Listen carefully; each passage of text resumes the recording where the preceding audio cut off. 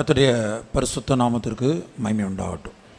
எங்களுடைய அழைப்பினை ஏற்று இந்த ஆசீர்வதிக்கப்பட்டதான வேதபாட கூட்டத்தின் முதலாம் நாளுக்கு வருகை தந்ததான உங்கள் யாவருக்கும் ஆண்டவராகிய இயேசுவின் இனிய நாமத்தில் நாங்கள் வாழ்த்துதலை தெரிவிக்கிறோம். Those of you who have accepting our invitation and have come for the first day of the series of Bible study, we welcome you all in the sweet and loving name of our Lord Jesus Christ. கனமிக்கதான பரிசுத்தவான்கள் மத்தியிலும் பரிசுத்த தேவ ஜனங்கள் மத்தியிலும் நிற்பதற்கோ பரிசுத்தத்தின் மகத்துவமுள்ள தேவனுக்கு ஊழியம் செய்வதற்கோ அல்லது அவருடைய வார்த்தைகளை அறிவிப்பதற்கோ நான் இவ்வளவேனும் தகுதியுள்ளவன் அல்ல என்பதை முதலாவது அறிக்கையிடுகிறேன். First, I confess that I am not at all worthy to stand in the midst of the honorable saints of God and the holy people of God and God who is magnificent in holiness. நான் இவ்வளவேனும் தகுதியில்லாதவனாக இருக்கிறபடினால இந்த 4 நாட்களும் அறிவிக்கப்பட வேண்டியதான எல்லா சத்தியங்களையும் அறிவிக்கும்படியாக நான் பரிசுத்த ஆவியானவரை வருந்தி அழைக்கிறேன். ஒரு பிச்சைக்காரன் கெஞ்சுவது போல கெஞ்சி வருந்தி அழைக்கிறேன். As I am not at all worthy for the truths to be spoken for the 4 days, I cry unto the Holy Spirit like a beggar. I earn unto him to help to reveal the truths. ஏனென்றால் தேவனுடைய வார்த்தை தான் தேவனாய் இருக்கிறார். Because the word of God is God. அவர் பரிசுத்தத்திலே மகிமையுள்ள தேவன். For God is glorious in holiness. அந்த சராசரங்களையும் படைத்த அவருடைய அந்த தேவனுடைய நாமத்தை உச்சரிப்பதற்கோ அவருக்கு முன்பாக நிற்பதற்கோ நான் எம்மாத்திரம். Who am I to stand before the Lord who created the universe and to utter his name? ஆகவே 1 பேதுரு 1ஆம் அதிகாரம் 12ஆம் வசனத்திலும் Therefore in 1 Peter chapter 1 verse 12, மத்தேயு 10:20ஆம் வசனத்திலும், from Matthew chapter 10 verse 20, எபிரேயர் 12:25ஆம் வசனத்திலும், and from Hebrews 12 verse 25, இந்த 3 வேத வசனங்களிலும் நீங்கள் அல்ல ஆவியானவரே ஊழியங்களை செய்கிறார் அல்லது பரலோகத்திலிருந்து பரிசுத்த ஆவியானவரே சுவிசேஷத்தை அறிவிக்கிறார் என்று இந்த 3 வேத பகுதியிலும் எழுதப்பட்டிருக்கிறார். In these 3 scripture portions it is written that it is not you who preach the word of God, or it is Holy Spirit from the heaven he speaks the word. ஆகவே பரிசுத்த ஆவியானவரே இந்த 4 நாட்களும் இந்த இடத்திலே கடந்து வந்த ஒவ்வொருத்தருடைய தனிப்பட்ட ஜீவியத்திற்கும் தேவையான ஆலோசனைகளை கொடுப்பாராக. Therefore may the Spirit of the Lord come into this place, and for the 4 days the counsel needed for the every individuals may he provide to all such people. இந்த வேதபாட கூட்டத்திற்காக ஆவியானவர் கொடுத்த தலைப்பு ராக்காலம் வருகிறது. The title the Spirit of the Lord has given for the series of this Bible study is Night Cometh. யோவான் எழுதின சுவிசேஷம் 9ஆம் அதிகாரம் 4ஆம் வசனத்திலே கர்த்தராகிய இயேசு கிறிஸ்து தன்னுடைய பிரசங்கத்திலே இந்த வார்த்தையை பயன்படுத்துகிறார். We read in the Gospel of Saint John chapter 9 verse 4, Jesus himself in his sermon he used these words. பகற்காலம் இருக்கும் மட்டும் நான் என்னை அனுப்பினருடைய கிரியைகளை செய்ய வேண்டும், ஒருவனும் கிரியை செய்யக்கூடாத ராக்காலம் வருகிறது. பகற்காலம் இருக்கும் மட்டும் நான் என்னை அனுப்பினவருடைய கிரியைகளை செய்ய வேண்டும். I must work the works of him that sent me while it is day. ஒருவனும் கிரியை செய்யக்கூடாத ராக்காலம் வருகிறது. The night cometh when no man can work. இந்த வேத பகுதியிலே 2 காலங்களை குறித்து கர்த்தராகிய இயேசு கிறிஸ்து பிரசங்கிக்கிறார். So in this verse Jesus preaches about 2 times. முதலாவது ஒரு பகற்காலத்தை குறித்து அவர் பேசுகிறார். First he speaks of the morning. அந்த பகற்காலத்திலே என்ன செய்ய வேண்டும்? In the morning or in the day what should be done? பகற்காலம் இருக்கும் மட்டும் நான் என்னை அனுப்பினவருடைய கிரியைகளை செய்ய வேண்டும். I must work the works of him that sent me while it is day. கர்த்தருடைய பரிசுத்த நாமத்திற்கு மகிமை உண்டாகட்டும். Glory be to the holy name of the Lord. முதலாவது இந்த பகற்காலம் என்பது கிருபையின் காலத்தை காட்டுகிறது. First this day refers to the period of grace. ராக்காலம் என்பது உபத்திர காலத்தை, இயேசுவின் ரகசிய வருகைக்கு பிற்பாடு உண்டாக போகிற இந்த மொத்த உலகத்துக்கும் ஒரு 7 வருட உபத்திர காலம் இருக்கிறது. அதைத்தான் இயேசு ராக்காலம் என்று அழைக்கிறார். after the secret coming of Jesus, there is going to be a tribulation period for 7 years for the whole earth, and this is what Jesus refers to night. நான் மறுபடியும் சொல்லுகிறேன், பகற்காலம் என்பது கிருபையின் காலத்தை காட்டுகிறது. I tell again, the day refers to the period of grace. ராக்காலம் என்பது இயேசுவின் ரகசிய வருகைக்கு பிற்பாடு இந்த மொத்த உலகத்திலும் 7 வருட காலம் உபத்திரவம் உண்டாயிருக்கும். அதை இயேசு ஒருவரும் கிரியை செய்யக்கூடாத ராக்காலம் என்று அழைக்கிறார்.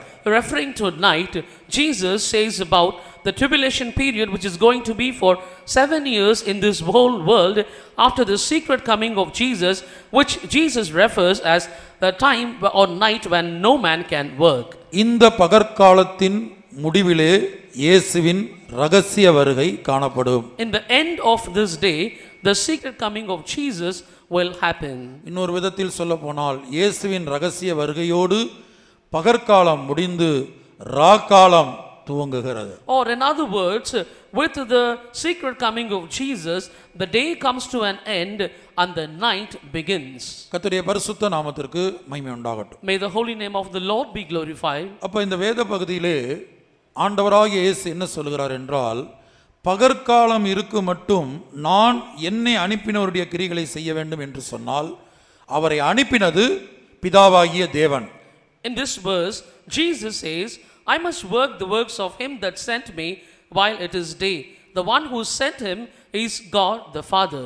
அப்ப பிதாவின் கிரியைகளை அல்லது தேவனுடைய கிரியைகளை செய்து முடிக்க வேண்டும். So he has to finish the work of God the Father.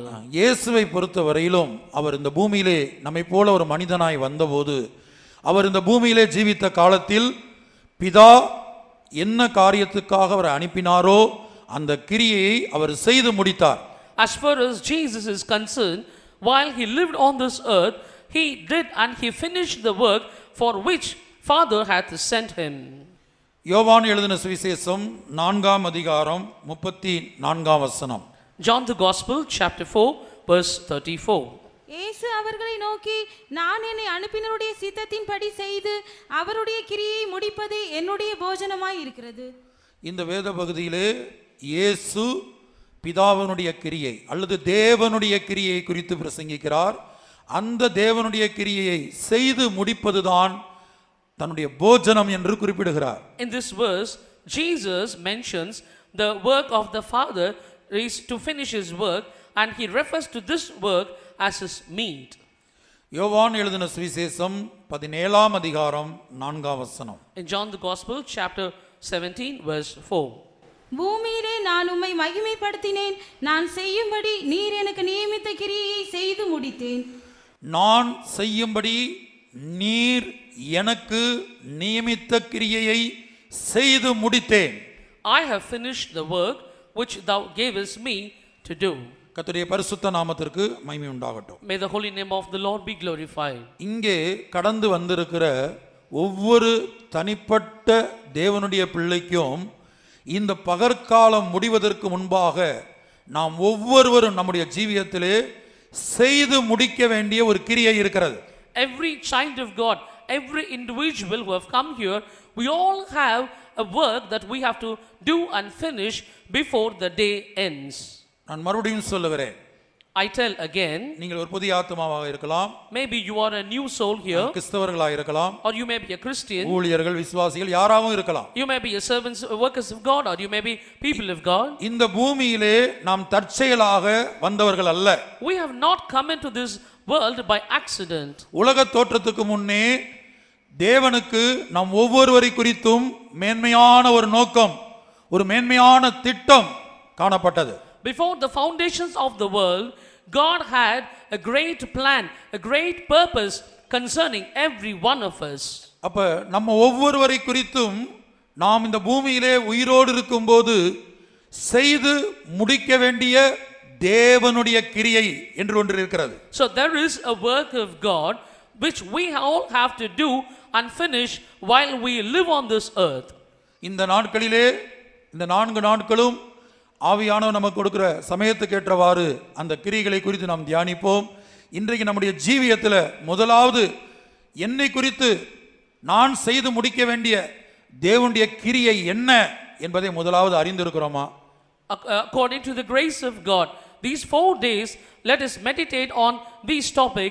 But today, on the first day, do we know what is the work concerning us or concerning as an individual, and are we doing it? இல்லை, இயேசுவை போல நம்மில் எத்தனை பேருக்கு தைரியமாய் சொல்ல முடியும்? இயேசு சொல்லுகிறாரே தன்னுடைய ஜெபத்தில், யோவான் 17ஆம் அதிகாரம் 4ஆம் வசனத்தில் வாசிக்க கேட்டோமே, பூமியிலே நான் உம்மை மகிமைப்படுத்தினேன், நான் செய்யும்படி நீர் எனக்கு நியமித்த கிரியையை செய்து முடித்தேன். Jesus, he mentioned in John 17:4, I have glorified thee on the earth, I have finished the work which thou gavest me to do. So how many of us can boldly say like Jesus said? இப்ப பகற்காலம் முடிவதற்கு முன்பாக, கிருபையின் காலம் முடிவதற்கு முன்பாக, அல்லது நம்முடைய மரணத்துக்கு முன்பாக, நம் ஒவ்வொருத்தருடைய தனிப்பட்ட ஜீவியத்திலும் நாம் செய்து முடிக்க வேண்டிய தேவன் நமக்கு நியமித்த ஒரு கிரியை இருக்கிறது. Before the day is over, before the period of grace is over, or before we die, that we all have a work which God has given us that we should do and finish. அந்த கிரியையை நாம் செய்து முடித்தோமா அல்லது செய்து கொண்டிருக்கிறோமா? அந்த கிரியை முடிப்பதற்கு சில நாட்கள் அல்லது சில வருஷங்கள் ஆகலாம். படிப்படியாக தேவன் நமக்கு நியமித்த அந்த கிரியையை நாம் செய்து வருகிறோமா என்பதை முதலாவது நாம் சோதித்து பார்க்க வேண்டும். First, we have to examine and see, have we finished that work, or it may take years to finish that work. Are we doing that work so that we will be able to finish that work? நீங்கள் இந்த மொத்த வேதத்தையும் கவனமாக ஆராய்ந்து பார்த்தால், இந்த வேதத்தில் உள்ள மொத்த கிரியைகளையும் நாம் 2 கிரியைகளாக பிரிக்கலாம். If you examine the whole scripture of all the works written, we can divide that work into 2 groups. இந்த வேதத்திலே பலவிதமான கிரியைகளை குறித்து எழுதப்பட்டிருக்கு. நாம் தமிழ் பாட்டிலே பாடினோம், இருளின் கிரியைகள் என்று பாடினோம். There are many works or written in the scripture, as we sang in the Tamil song, the works of night or darkness. அப்ப பல்வேறு விதமான கிரியைகளை பற்றி இந்த வேதத்தில் எழுதப்பட்டிருக்கிறது. So about various works it is written in the scripture. ஆனால் இந்த மொத்த கிரியைகளையும் நாம் 2ஆக பிரிக்கும்போது, ஒன்று தேவனுடைய கிரியை. When we divide all these works into 2 groups, one is the work of God. இரண்டாவது பிசாசின் கிரியை. Second, the work of the devil.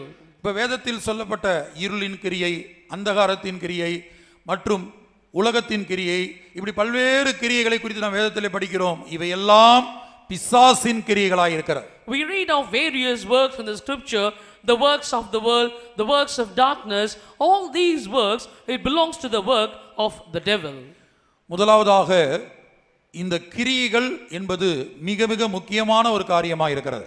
First of all, these works are very, very important. தேவன் மனிதனை ஏன் சிருஷ்டித்தார்? Why God created man? எபேசியர் 2ஆம் அதிகாரத்திலே நாம் வாசிக்கும்போது 10ஆம் வசனத்திலே, In Ephesians chapter 2 verse 10 we read, ஏனெனில் நற்கிரியைகளை செய்கிறதற்கு நாம் கிறிஸ்து இயேசுவுக்குள் சிருஷ்டிக்கப்பட்டு தேவனுடைய செய்கையாய் இருக்கிறோம், அவைகளில் நாம் நடக்கும்படி அவர் முன்னதாக அவைகளை ஆயத்தம் பண்ணி இருக்கிறார். நற்கிரியைகளை செய்யும்படி நாம் கிறிஸ்து இயேசுவுக்குள் சிருஷ்டிக்கப்பட்டு தேவனுடைய செய்கையாய் இருக்கிறோம். We are his workmanship created in Christ Jesus unto good works. கர்த்தருடைய பரிசுத்த நாமத்திற்கு மகிமை உண்டாகட்டும். May the holy name of the Lord be glorified. அப்ப தீத்துல நான் வாசிக்கும்போது, நற்கிரியைகளை செய்ய பக்தி வைராக்கியம் உள்ளவர்களாய் நம்மை சுத்திகரிக்கும்படி நமக்காக தம்மை தாமே ஒப்பு கொடுத்தார். We read in Titus that he offered himself that we might be sanctified and have zealous in holiness in God. கர்த்தராகிய இயேசு கிறிஸ்து ஏன் மனிதனாய் மாறினார், ஏன் அவர் சிலுவையிலே அறையப்பட்டு மரித்தார் என்று அவர் மரித்ததற்கான காரணங்களை நாம் பார்ப்போமானால், if we look at the reasons as to why Jesus became man and he suffered and died on the cross, 4 முக்கியமான காரணங்களுக்காக இயேசு தம்மை சிலுவை மரணத்துக்கு ஒப்பு கொடுத்தார். for 4 important reasons Jesus yielded himself to be died on the cross. அதிலே ஒன்றுதான் நற்கிரியைகளை செய்ய பக்தி வைராக்கியம் உள்ளவர்களாய் நம்மை சுத்திகரிக்கும்படி அதற்காக தம்மை தாமே அந்த சிலுவை மரணத்துக்கு ஒப்பு கொடுத்தார். And one of the reason is that we become the good works of God, and to be zealous and to sanctify us, he offered himself to be died on the cross. இந்த பூமியிலே நாம் ஒவ்வொருத்தருடைய ஜீவியத்தின் கிரியைகளை வைத்துதான் நம்முடைய நித்தியம் தீர்மானிக்கப்படுகிறது. Our eternity will be decided based on our work, what we do on this earth. வெளிப்படுத்தின விசேஷம் 20ஆம் அதிகாரத்தை வாசிக்கும்போது, When we read in the book of Revelation chapter 20 12ஆம் வசனம், verse 12, மரித்தோராகிய சிறியோரையும் பெரியோரையும் தேவனுக்கு முன்பாக நிற்க கண்டேன். அப்பொழுது புஸ்தகங்கள் திறக்கப்பட்டன. ஜீவ புஸ்தகம் என்னும் வேறொரு புஸ்தகம் திறக்கப்பட்டது. அப்பொழுது அந்த புஸ்தகங்களில் எழுதப்பட்டவைகளின் படியே மரித்தோர் தங்கள் தங்கள் கிரியைகளுக்கு தக்கதாக நியாய தீர்ப்படைந்தார்கள். இங்கே மரித்தோர் அது பெரியோராயிருந்தாலும் சிறியோராயிருந்தாலும் யாராயிருந்தாலும் தங்கள் தங்கள் கிரியைகளுக்கு தக்கதாக நியாய தீர்ப்பு அடைந்தார்கள். We read here the dead, whether they are small or great, but they were all judged according to their works. இது வெள்ளை சிங்காசன நியாய தீர்ப்பை பற்றிய சத்தியமாக இருக்கிறது. This is the truth concerning the white throne judgment. ரகசிய வருகையிலே எடுத்துக்கொள்ளப்படுகிற சபை வெள்ளை சிங்காசன நியாய தீர்ப்பு முன்பாக போய் நிற்க போவதில்லை. A church that is going to be caught up in the secret coming will not go and stand before the white throne judgment. இந்த வெள்ளை சிங்காசன நியாய தீர்ப்புக்கு முன்பாக ரகசிய வருகையில் எடுத்துக்கொள்ளப்படுகிற ஊழியர்களோ விசுவாசிகளோ போய் அங்க நிற்க போவதில்லை. The servants of God and the people of God who are going to be caught up in the secret coming, they will not go and stand before the white throne judgment. அப்படியானால் ரகசிய வருகையில் எடுத்துக்கொள்ளப்படுகிற ஊழியர்கள் விசுவாசிகள் அவருடைய கிரியைகளை வைத்து ரகசிய வருகையிலே எடுத்துக்கொள்ளப்படுகிறார்கள். If that be so, those who are going to be caught up, the servants of God and the people of God in the secret coming, they are going to be caught up on the basis of their works. இதோ சீக்கிரமாய் வருகிறேன், அவனவனுடைய கிரியைகளின்படி அவனவனுக்கு நான் அளிக்கும் பலன் என்னோடு கூட வருகிறது. Behold, I come quickly, and the reward is with me to give every man according as his work shall be. கர்த்தருடைய பரிசுத்த நாமத்துக்கு உண்டாகட்டும். Glory be to the holy name of the Lord. ஆகவே நம்முடைய கிரியைகளை வைத்துதான் ரகசிய வருகையில் நம்மை எடுத்துக்கொள்வதா அல்லது வேண்டாமா அல்லது கைவிடுவதா என்பதை தேவன் தீர்மானிக்கிறார்.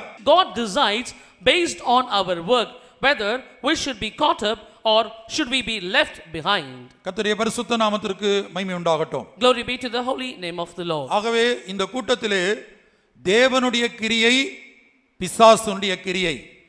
Therefore, in this meeting, the work of God and the work of devil. இந்த ரெண்டு கிரியைகளிலே நாம் இப்போது எந்த கிரியையை செய்து கொண்டிருக்கிறோம்? நம்ம ஜீவியத்தில் நாம் எப்படிப்பட்ட கிரியைகளை செய்து கொண்டிருக்கிறோம்? Out of these two works, right now in our life, what kind of work are we doing? கர்த்தருடைய பரிசுத்த நாமத்துக்கு மகிமை உண்டாகட்டும். Glory be to the name of the Lord. அவரவர் நம்முடைய சுய கிரியைகளை சோதித்து பார்க்க வேண்டும் என்று கலாத்தியரிலே நாம் வாசிக்கிறோம். We read in Galatians, every one of us must examine and see our self work. அப்ப நம்முடைய சுய கிரியைகளை சோதித்து பார்க்கும்படியாக To examine our own works. கலாத்தியர் 6ஆம் அதிகாரம் 4ஆம் வசனம். In Galatians chapter 6 verse 4. அவனவன் தன் தன் சுய கிரியையை சோதித்து பார்க்க கடவன். அப்பொழுது மற்றவனை பார்க்கும் போதல்ல, தன்னையே பார்க்கும்போது மேன்மை பாராட்ட அவனுக்கு இடம் உண்டாகும். ஆகவே ஆவியானவர் நமக்கு கொடுத்த இந்த அருமையான சந்தர்ப்பத்திலே இந்த 4 நாட்களிலே திருவசனத்தின் வெளிச்சத்தில் ஒவ்வொருவரும் நீங்கள் யாராயிருந்தாலும் உங்களுடைய சுயக்கிரியை, நான் என்னுடைய சுயக்கிரியை சோதித்து பார்க்க வேண்டும். நான் தேவன் எனக்கு நியமித்த கிரியையை இந்த பகற்காலத்தில் இந்த கிருபையின் காலத்தில் செய்து கொண்டிருக்கிறேனா? Therefore, every one of us for the 4 days, according to the grace and time God has given us, based on the word of God, we have to examine and see, am I doing the own work God has given me in the day, in the period of grace? அல்லது பிசாசுனுடைய கிரியைகளை நான் இந்த பகற்காலத்திலே கிருபையின் காலத்திலே, என கிருபையின் காலம் என்று சொல்வது ஒரு மனிதனுக்கு மன்னிப்பையும் இரக்கத்தையும் திரும்ப திரும்ப திரும்ப கொடுக்கக்கூடிய ஒரு காலமாக இருக்கிறது. Or are we doing the work of devil in the day or in the period of grace? Because period of grace is a time where mercy and forgiveness is given to a man over and over and over. நீங்க நியாயப்பிரமாண காலத்தை எடுத்துக்கொண்டால் ஒரு சின்ன தவறு செய்தாலும் அது தேவன் சில பிரமாணங்களை கொடுத்து அந்த பிரமாணங்களை நீங்கள் மீறினால் உடனடியாக மரண தண்டனை. If you take the period of law, God has given certain commandments, and the moment you transgress that law, immediately death sentence. ஓய்வு நாளிலே விறகுகளை பொறுக்கின ஒரு மனிதன், பழைய ஏற்பாட்டு காலத்தில் சனிக்கிழமை தான் ஓய்வு நாளாக தேவனை ஆராதிக்கிற நாளாக காணப்பட்டது. In the Old Testament, the Sabbath was the Saturday, a man who collected the sticks on that day. அப்ப அந்த ஓய்வு நாளிலே எப்படி இருக்க வேண்டும் என்று ஒரு பிரமாணம் கொடுக்கப்பட்டது. So a law was given how they should observe that Sabbath day. ஏசாயா தீர்க்கதரிசன புத்தகத்திலே அதை நாம் படிக்கிறோம். ஓய்வு நாளில் ஒரு மனிதன் எப்படி இருக்க வேண்டும். We read of this in the book of Isaiah.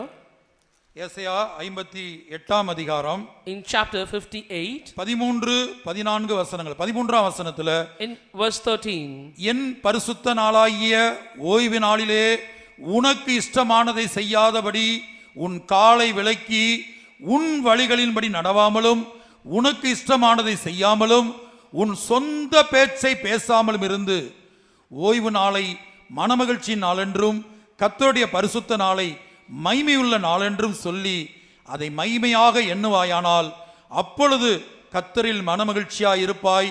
பூமியின் உயர்ந்த இடங்களில் உன்னை ஏறியிருக்கும்படி பண்ணி உன் தகப்பனாகிய யாக்கோபுடைய சுதந்திரத்தால் உன்னை போஷிப்பேன். கர்த்தருடைய வாய் இதை சொல்லிற்று. if thou turn away thy foot from the Sabbath, from doing thy pleasure on my holy day, and call the Sabbath the delight, the holy of the Lord, honorable, and shall honor him, not doing thine own ways, not finding thine own pleasure, not speaking thine own words. நீங்க புரிந்து கொள்ளும்படியாக எளிமையாக சொல்றேன். இப்போ ஞாயிற்றுக்கிழமை நமக்கு ஆராதனை நாள். புதிய ஏற்பாட்டில் இயேசு உயிர் தெழுந்த நாள் நமக்கு ஆராதனை நாளாக இருக்கிறது.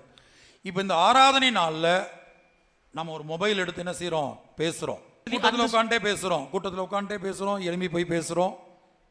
For you to understand, I tell this, in the New Testament, the day Jesus resurrected, Sunday is the day of worship.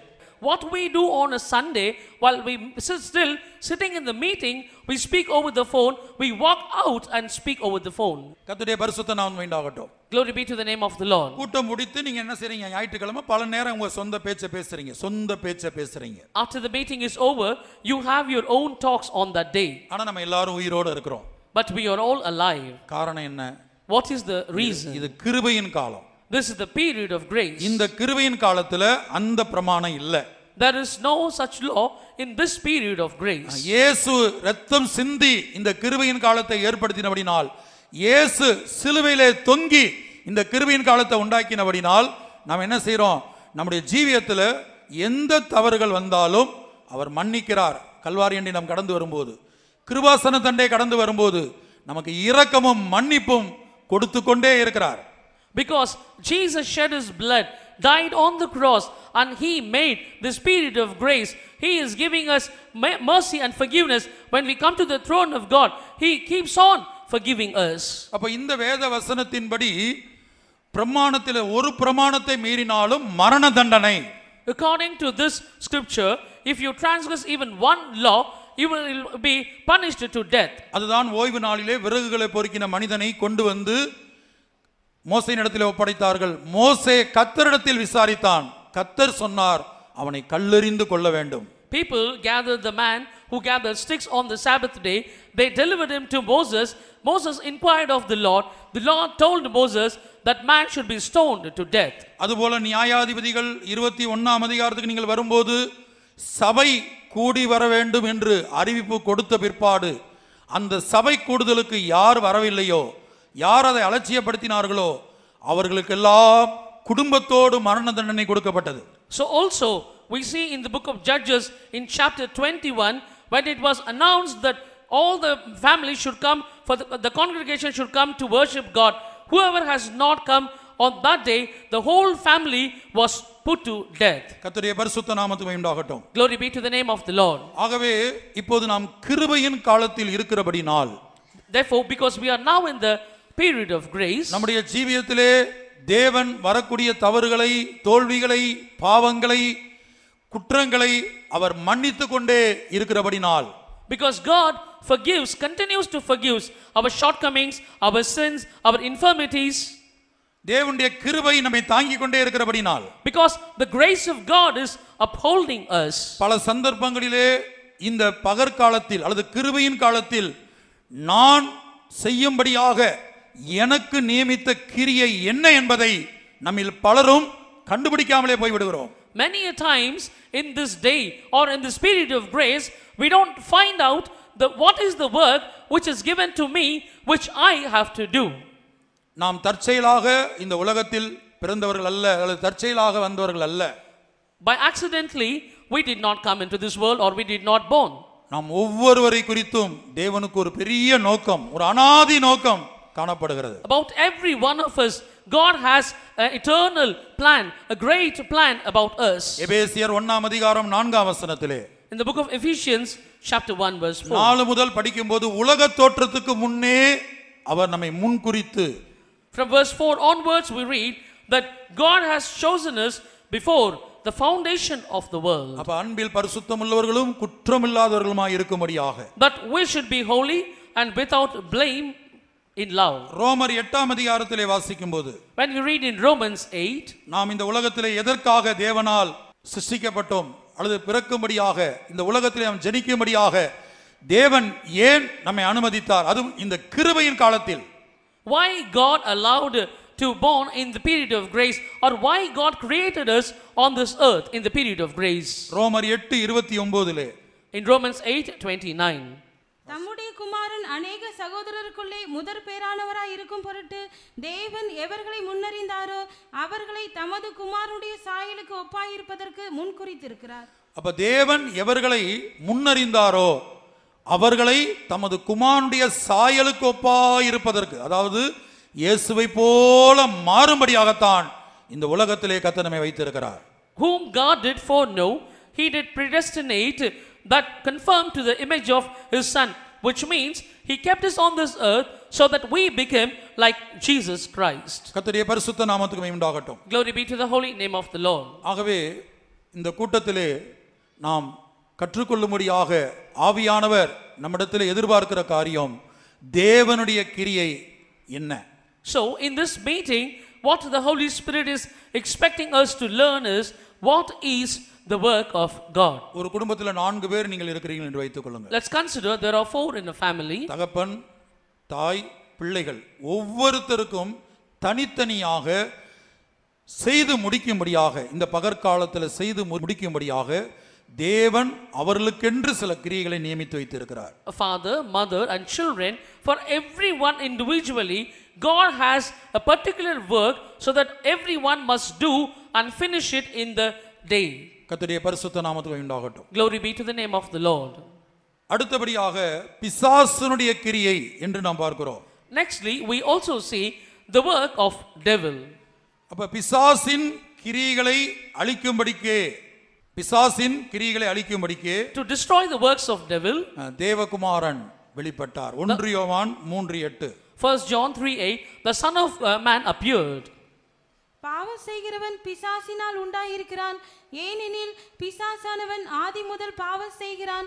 பிசாசினுடைய கிரியைகளை அழிக்கும்படிக்கே தேவனுடைய குமாரன் வெளிப்பட்டார். பிசாசுனுடைய கிரியைகளை அழிக்கும்படிக்கே தேவனுடைய குமாரன் வெளிப்பட்டார். For this purpose, the Son of God was manifested that he might destroy the works of the devil. அப்ப பிசாசுனுடைய கிரியைகள் என்ன என்பதை நான் முதலாவது இப்போ சொல்லிவிட்டு இந்த கூட்டத்தின் முடிவிலே நாம் தேவனுடைய கிரியை குறித்து பார்ப்போம். First, I will tell about the works of the devil, and towards the end of this meeting, let us see what are the works of God. கர்த்தருடைய பரிசுத்த நாமத்திற்கு மகிமை உண்டாகட்டும். Glory be to the name of the Lord. இயேசு சொல்லுகிறார், உலகத்தின் கிரியைகள், உலகத்தின் கிரியைகள் பொல்லாததாயிருக்கிறது என்று நான் சாட்சி கொடுக்கிறபடினால் உலகம் என்னை பகைக்கிறது என்று அவர் சொல்லுகிறார். Jesus says, because I testify the works of the world is evil, therefore the world hateth me. கர்த்தருடைய பரிசுத்த நாமத்துக்கு உண்டாகட்டும். Glory be to the holy name of the Lord. உலகத்தின் கிரியைகள் பொல்லாததாயிருக்கிறது. The works of the world are evil. யோவான் 7 அதிகாரம் 7 வசனம். The book of John chapter 7 verse 7. உலகம் உங்களை பகைக்க மாட்டாது, அதன் கிரியைகள் பொல்லாதவைகளாய் இருக்கிறது என்று நான் சாட்சி கொடுக்கிறபடியினாலே அது என்னை பகைக்கிறது. நான் இந்த கூட்டத்தின் துவக்கத்திலே சொன்னேன், வேதத்தில் உள்ள மற்ற எல்லா கிரியைகளும், அதாவது ஒன்று தேவனுடைய கிரியை என்று நாம் படிக்கலாம், அல்லது பிசாசின் கிரியை என்று நாம் படிக்கலாம். I told in the beginning of this meeting, all the works we can divide, either the work of God or the works of the devil. இப்ப இந்த உலகத்தின் கிரியைகளை குறித்து இயேசு இங்கே பிரசங்கிக்கிறார். Now here Jesus preaches about the work of the world. இது பிசாசின் கிரியா இருக்கிறது. ஏனென்றால் உலகம் பொல்லாங்கனுக்குள் இருக்கிறது. இப்ப பொல்லாங்கனுடைய பிடியில் தான் இந்த உலகம் காணப்படுகிறது. மனிதனுடைய விழுகைக்கு பிற்பாடு இந்த உலகம் பொல்லாங்கனுடைய பிடிக்குள் வந்தது. After the fall of man, the world has gone into the hand of the evil one, because now the world is with that evil one. கர்த்தருடைய பரிசுத்த நாமத்துக்கு உண்டாகட்டும். Glory be to the name of the Lord. இப்போ 1 யோவான்ல உலகம் பொல்லாங்கனுக்குள் கிடக்கிறது என்று நாம் படிக்கிறோம். We read in the book of 1 John that the world is in with the evil one. இப்போ உங்கள் கரத்திலே இன்றைக்கு ஒரு படம் கொடுக்கப்பட்டிருக்கிறது. We have given the pamphlet in your hands today. இந்த படத்தில் நீங்க பார்க்கிற எல்லா காரியங்களும் உலகத்தின் கிரியைகளாய் இருக்கிறது. All the images you see in this notice, these are the works of the world. மறுபக்கம் பிசாசின் கிரியைகளாகவும் இது இருக்கிறது. பிசாசு தான் உலகத்தின் அதிபதியாய் இருக்கிறான். இயேசு சொல்லுகிறார், இதோ உலகத்தின் அதிபதி வருகிறான். Otherwise, these are the works of the devil. Jesus says, the ruler of the world cometh, and the devil is the ruler of the world. அப்ப இந்த உலகம் பொல்லாங்கனுக்குள் கிடக்கிறது. இந்த உலகத்தின் அதிபதி பிசாசாய் இருக்கிறான். Now the world is with the evil one, and the ruler of the world is the devil. அப்ப இந்த உலகம் முழுவதும் பிசாசின் கிரியைகளால் நிரப்பப்பட்டு வருகிறது.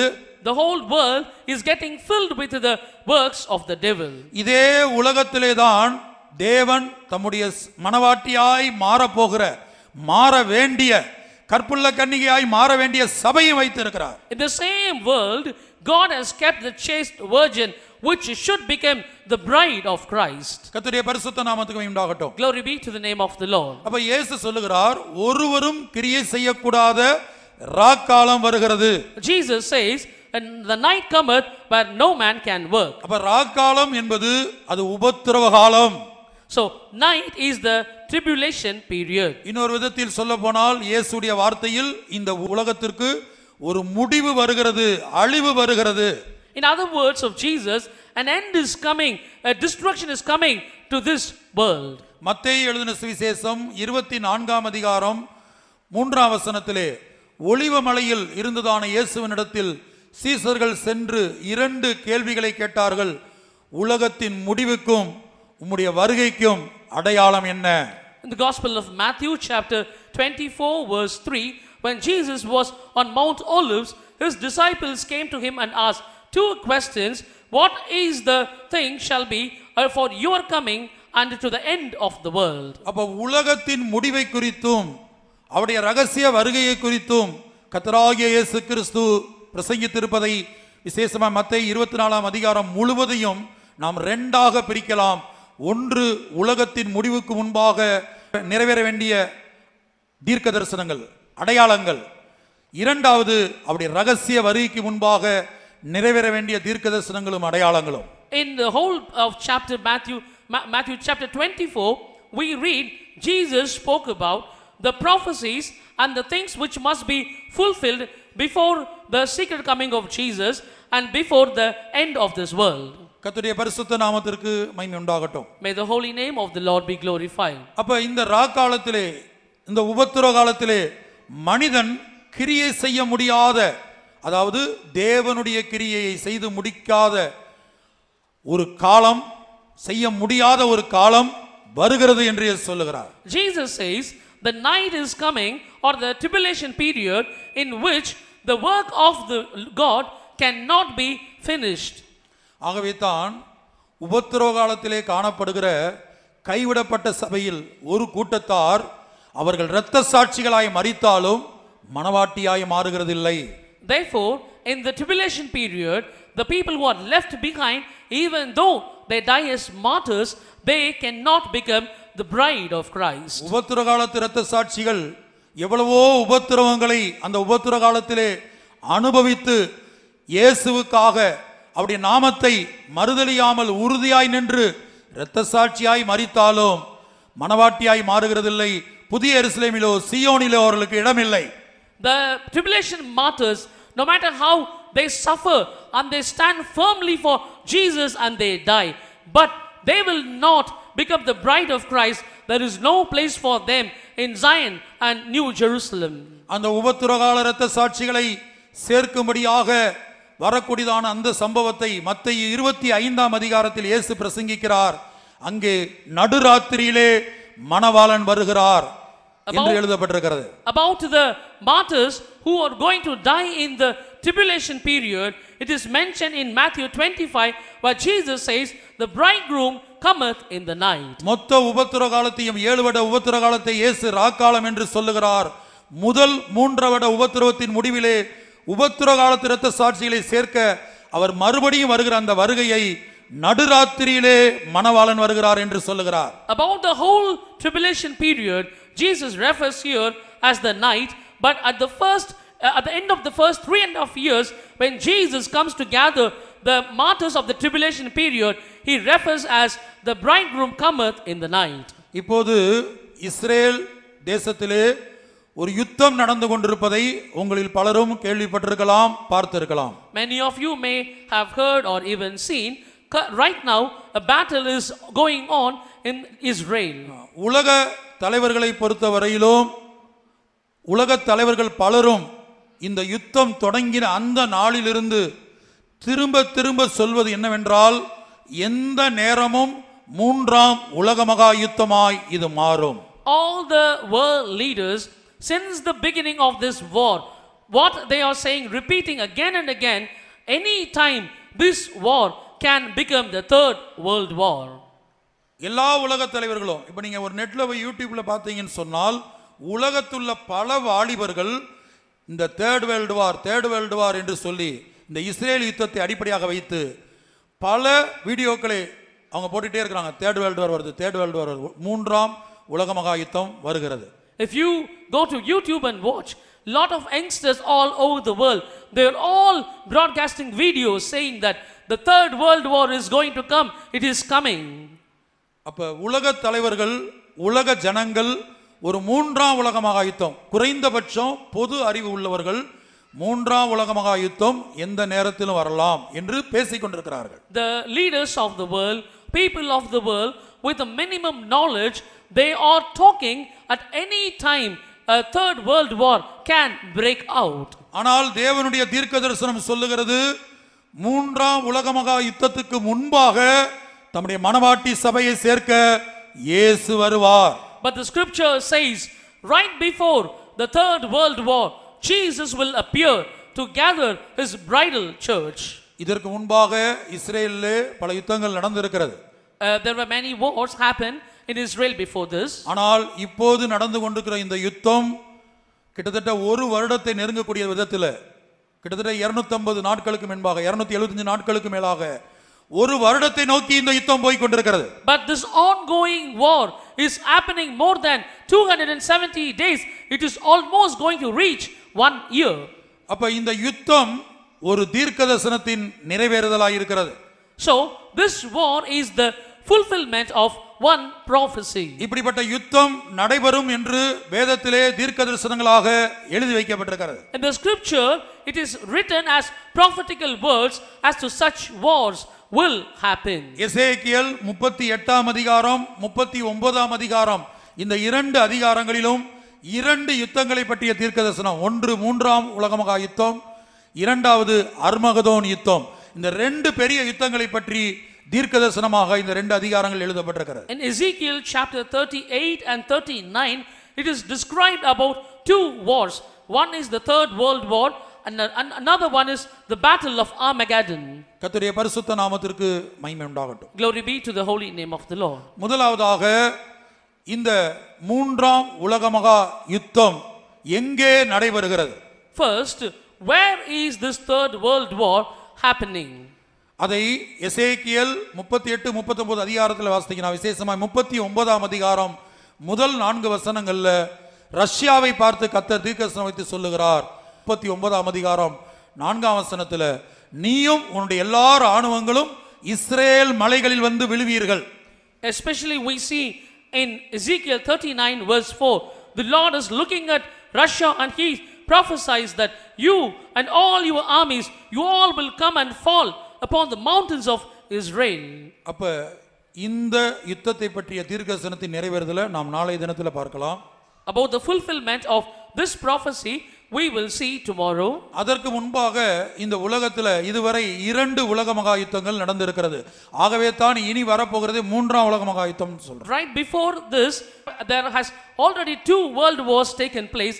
Therefore the one which is going to come is called the third world war. எசேக்கியேல் தீர்க்கதரிசன புத்தகத்திலே இந்த முதல் 2 உலக மகா யுத்தங்களை பற்றிய தீர்க்கதரிசனமும் எழுதப்பட்டிருக்கிறது. About the prophecies concerning the first 2 world wars, it is written in the book of Ezekiel.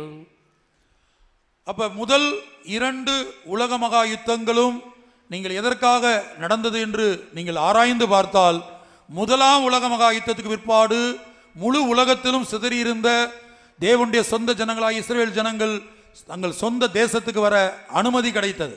If you examine and see why these 2 world wars took place after the end of the first world war, the people of God Israel who had scattered all around the world, they got a permission, they were allowed to come back to their own nation. இரண்டாம் உலக மகா யுத்தத்துக்கு பிற்பாடு அவர்களுக்கு சொந்த தேசம் கிடைத்தது. After the second world war, they acquired, they inherited their own nation.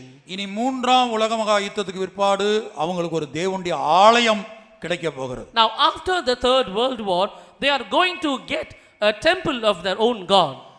எசேக்கியேல் 37ஆம் அதிகாரத்திலே எலும்புகள் நிறைந்த ஒரு பள்ளத்தாக்கை அவர் தரிசனத்திலே பார்க்கிறார். The book of Ezekiel in chapter 37, he sees a valley full of dry bones. அதுல 21ஆம் வசனத்தை நான் வாசிப்போமானால், If you read verse 21, நீ அவர்களை நோக்கி கர்த்தராகிய ஆண்டவர் உரைக்கிறது என்னவென்றால், இதோ நான் இஸ்ரவேல் வம்சத்தாரை அவர்கள் போயிருக்கும் ஜாதிகளிடத்திலிருந்து அழைத்து சுற்றிலும் இருந்து அவர்களை சேர்த்து அவர்களை அவர்கள் சுய தேசத்தில் வரப்பண்ணி, and say unto them, thus saith the Lord God, behold, I will take the children of Israel from among the heathen whither they be gone, and will gather them on every side and bring them into their own land. இந்த தீர்க்கதரிசனம் எசேக்கியேல் உரைத்தபோது அன்றைக்கு எழுத்தின்படியாக ஒரு எலும்புகள் நிறைந்த ஒரு பள்ளத்தாக்கு இந்த உலகத்தில் இல்லை.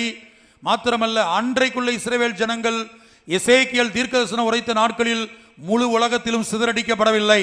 During the days when Ezekiel prophesied about this particular prophecy, there was literally no valley of dry bones on the earth, or the people of Israel were not scattered all over the world. லூக்கா எழுதின சுவிசேஷத்திலே கர்த்தராகிய இயேசு கிறிஸ்து அந்த இஸ்ரவேல் ஜனங்கள் அல்லது யூத ஜனங்கள் முழு உலகத்திலும் சிதறடிக்கப்படுவதையும் அவர்களுக்கு தேவனுடைய ஆலயத்துக்கு சம்பவிப்பதையும் அவர் தூரத்திலே கண்டு அவர் கண்ணீர் விட்டு அழுதார். எருசலேமை பார்த்து அவர் கண்ணீர் விட்டு அழுதார் என்று லூக்கா 19ஆம் அதிகாரத்திலே 41ஆம் வசனம் முதல் 44ஆம் வசனம் வரை வாசிக்கிறோம். In Luke chapter 19 from verses 41 to 44 we see that Jesus standing afar off looking at Jerusalem, he wept because of the condition of Jerusalem. இயேசு அன்றைக்கு எருசலேம் நகரத்தை பார்த்து கண்ணீர் விட்டு அழுதது கிபி 70ஆம் ஆண்டு. தேவனுடைய ஆலயம் தீத்து ராயன் மூலமாய் இடிக்கப்பட்டது. அந்த ஜனங்கள் பல இடங்களில் சிதறடிக்கப்பட்டார்கள். அதை குறித்து மாத்திரமல்ல, இயேசு கண்ணீர் விட்டது. Jesus did not weep over Jerusalem then because the temple of God was distracted or demolished by Caesar in AD 70. இன்றைக்கு நம்முடைய நாட்களில் இஸ்ரேலில் நடந்து கொண்டிருக்கிற யுத்தம், அது நிமித்தமாக மரித்து கொண்டிருக்கிறதான எத்தனையோ ஆத்துமாக்கள், இந்த யுத்தம், இந்த இனிமேல் வரப்போகிற 3ஆம் உலக மகா யுத்தம் இந்த ஆலயத்தை, இந்த எருசலேம் நகரத்தை மையமாக வைத்துதான் 3ஆம் உலக மகா யுத்தம் வரப்போகிறது.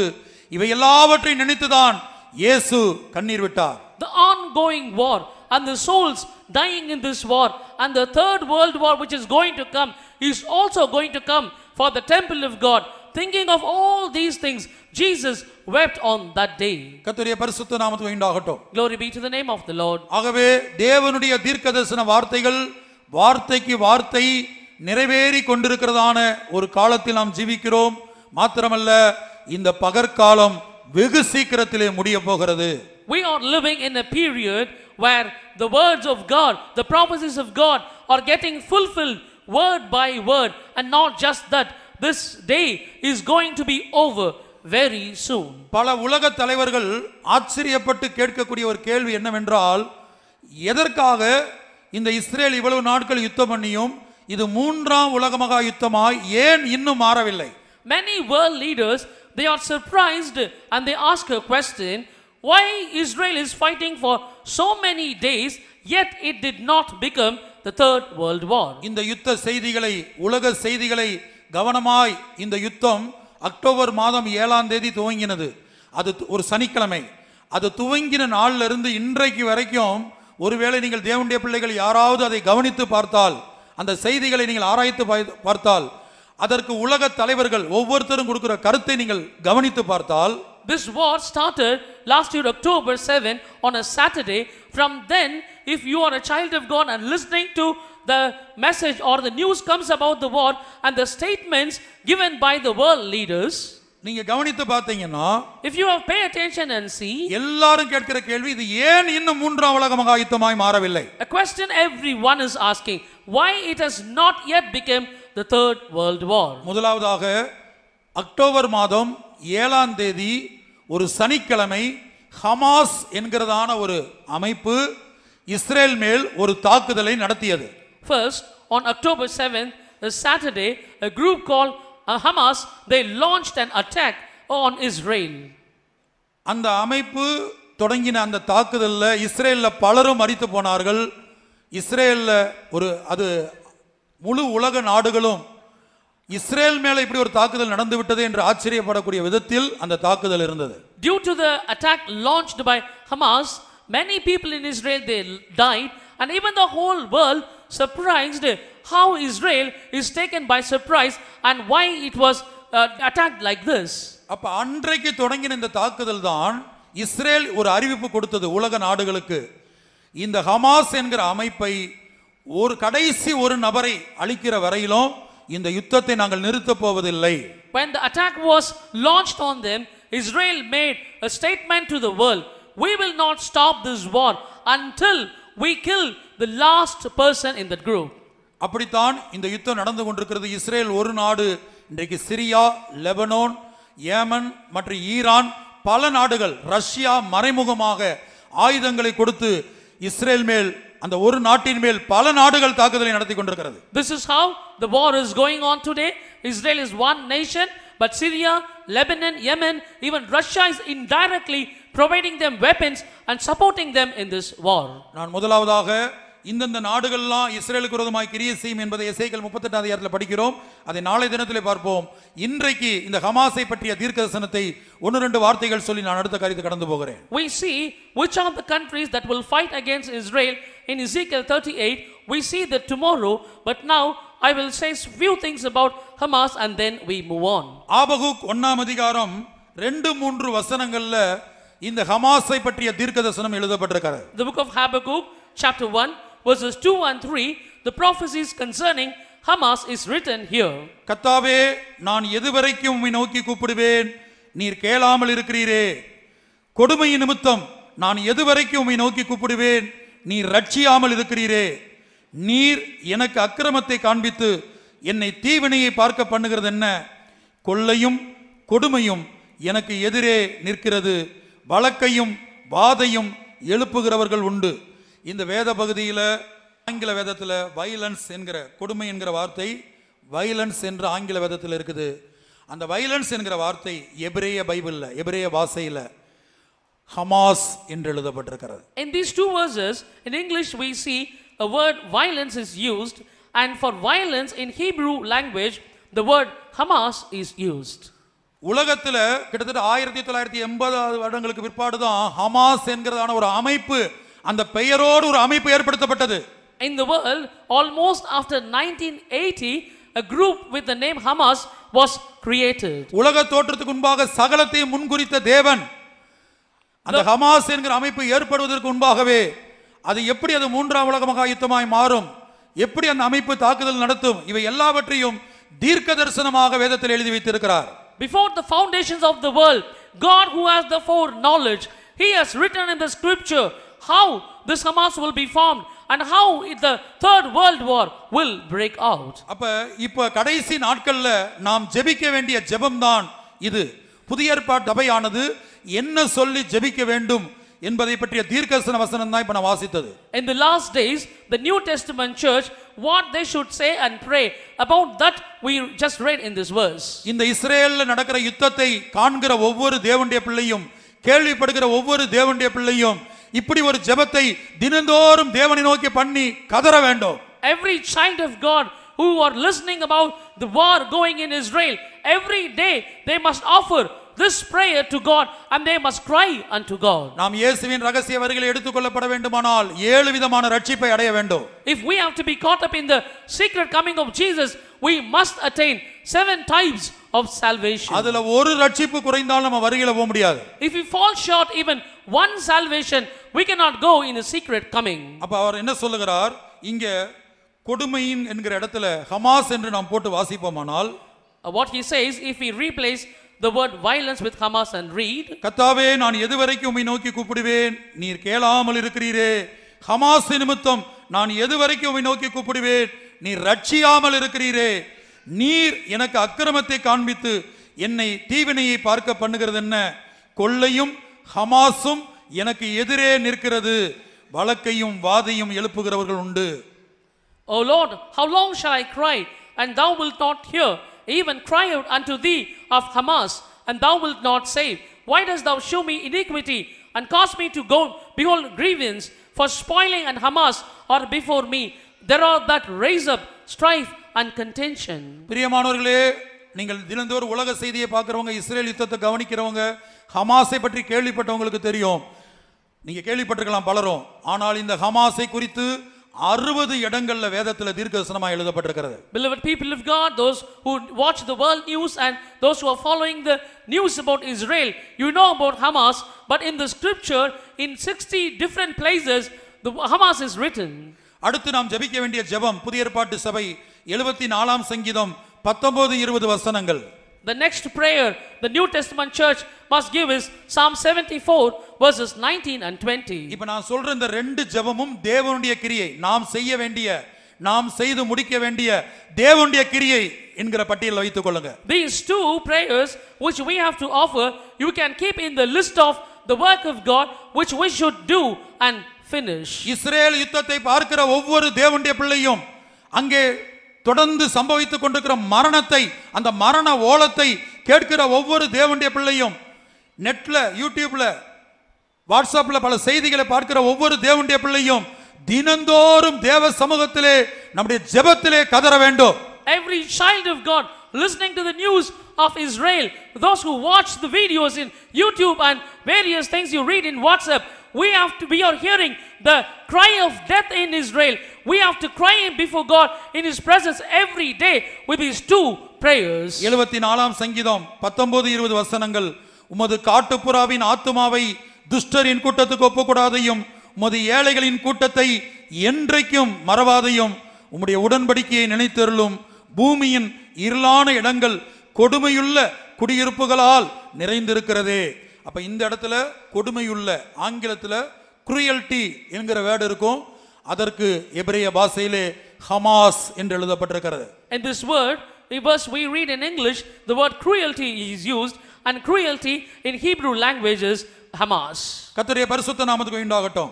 Glory be to the name of the Lord. அப்ப உமது காட்டுப்புறா என்பது மனவாட்டி சபை. இந்த இடத்துல காட்டுப்புறா என்பது மனவாட்டி சபையும், ஏழையின் கூட்டம் என்பது மனவாட்டி சபையும் காட்டுது. ஏனென்றால் ஆவியில் ஏழைகளாய் மாறினவர்கள் தான் பரலோக ராஜ்யத்தில் பிரவேசிக்க முடியும் என்று மத்தேயு 5:3 மலை பிரசங்கத்தில் இயேசு சொல்லி இருக்கிறார். ஆவியில் எளிமை உள்ளவர்கள் பாக்கியவான்கள், பரலோக ராஜ்யம் அவர்களுடையது. அந்த எளிமை என்பது ஆங்கிலத்தில் ஆவியில் poor in spirit, ஆவியில ஏழைகளாய் மாறினவர்கள்.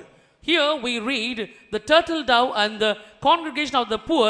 It refers to the bridal church. In Matthew 5 we read that Jesus says, those who are poor in spirit, the kingdom of heaven is theirs. So those who are poor, they are referred here as the congregation of thy poor. சீயோனும் எருசலேமும் சேர்ந்துதான் அதுக்கு மற்றொரு பேர் தான் பரலோக ராஜ்யம். Zion and Jerusalem together, the other name is the kingdom of heaven. அப்ப நாம என்ன சொல்லி ஜெபிக்கிறோம்னா, ஆண்டவரே உம்முடைய காட்டுப்புறாவின் ஆத்துமாவை துஷ்டரின் கூட்டம், துஷ்டர்னா அந்திகிறிஸ்துவின் ஆட்சி, அந்த ராக்காலத்துக்கு சபையை ஒப்பு கொடுத்து விடாதேயும், எங்களை ஒப்பு கொடுத்து விடாதேயும். What we have to pray is, deliver not the soul of thy turtle dove unto the multitude of the wicked. Wicked is the reign of the Antichrist.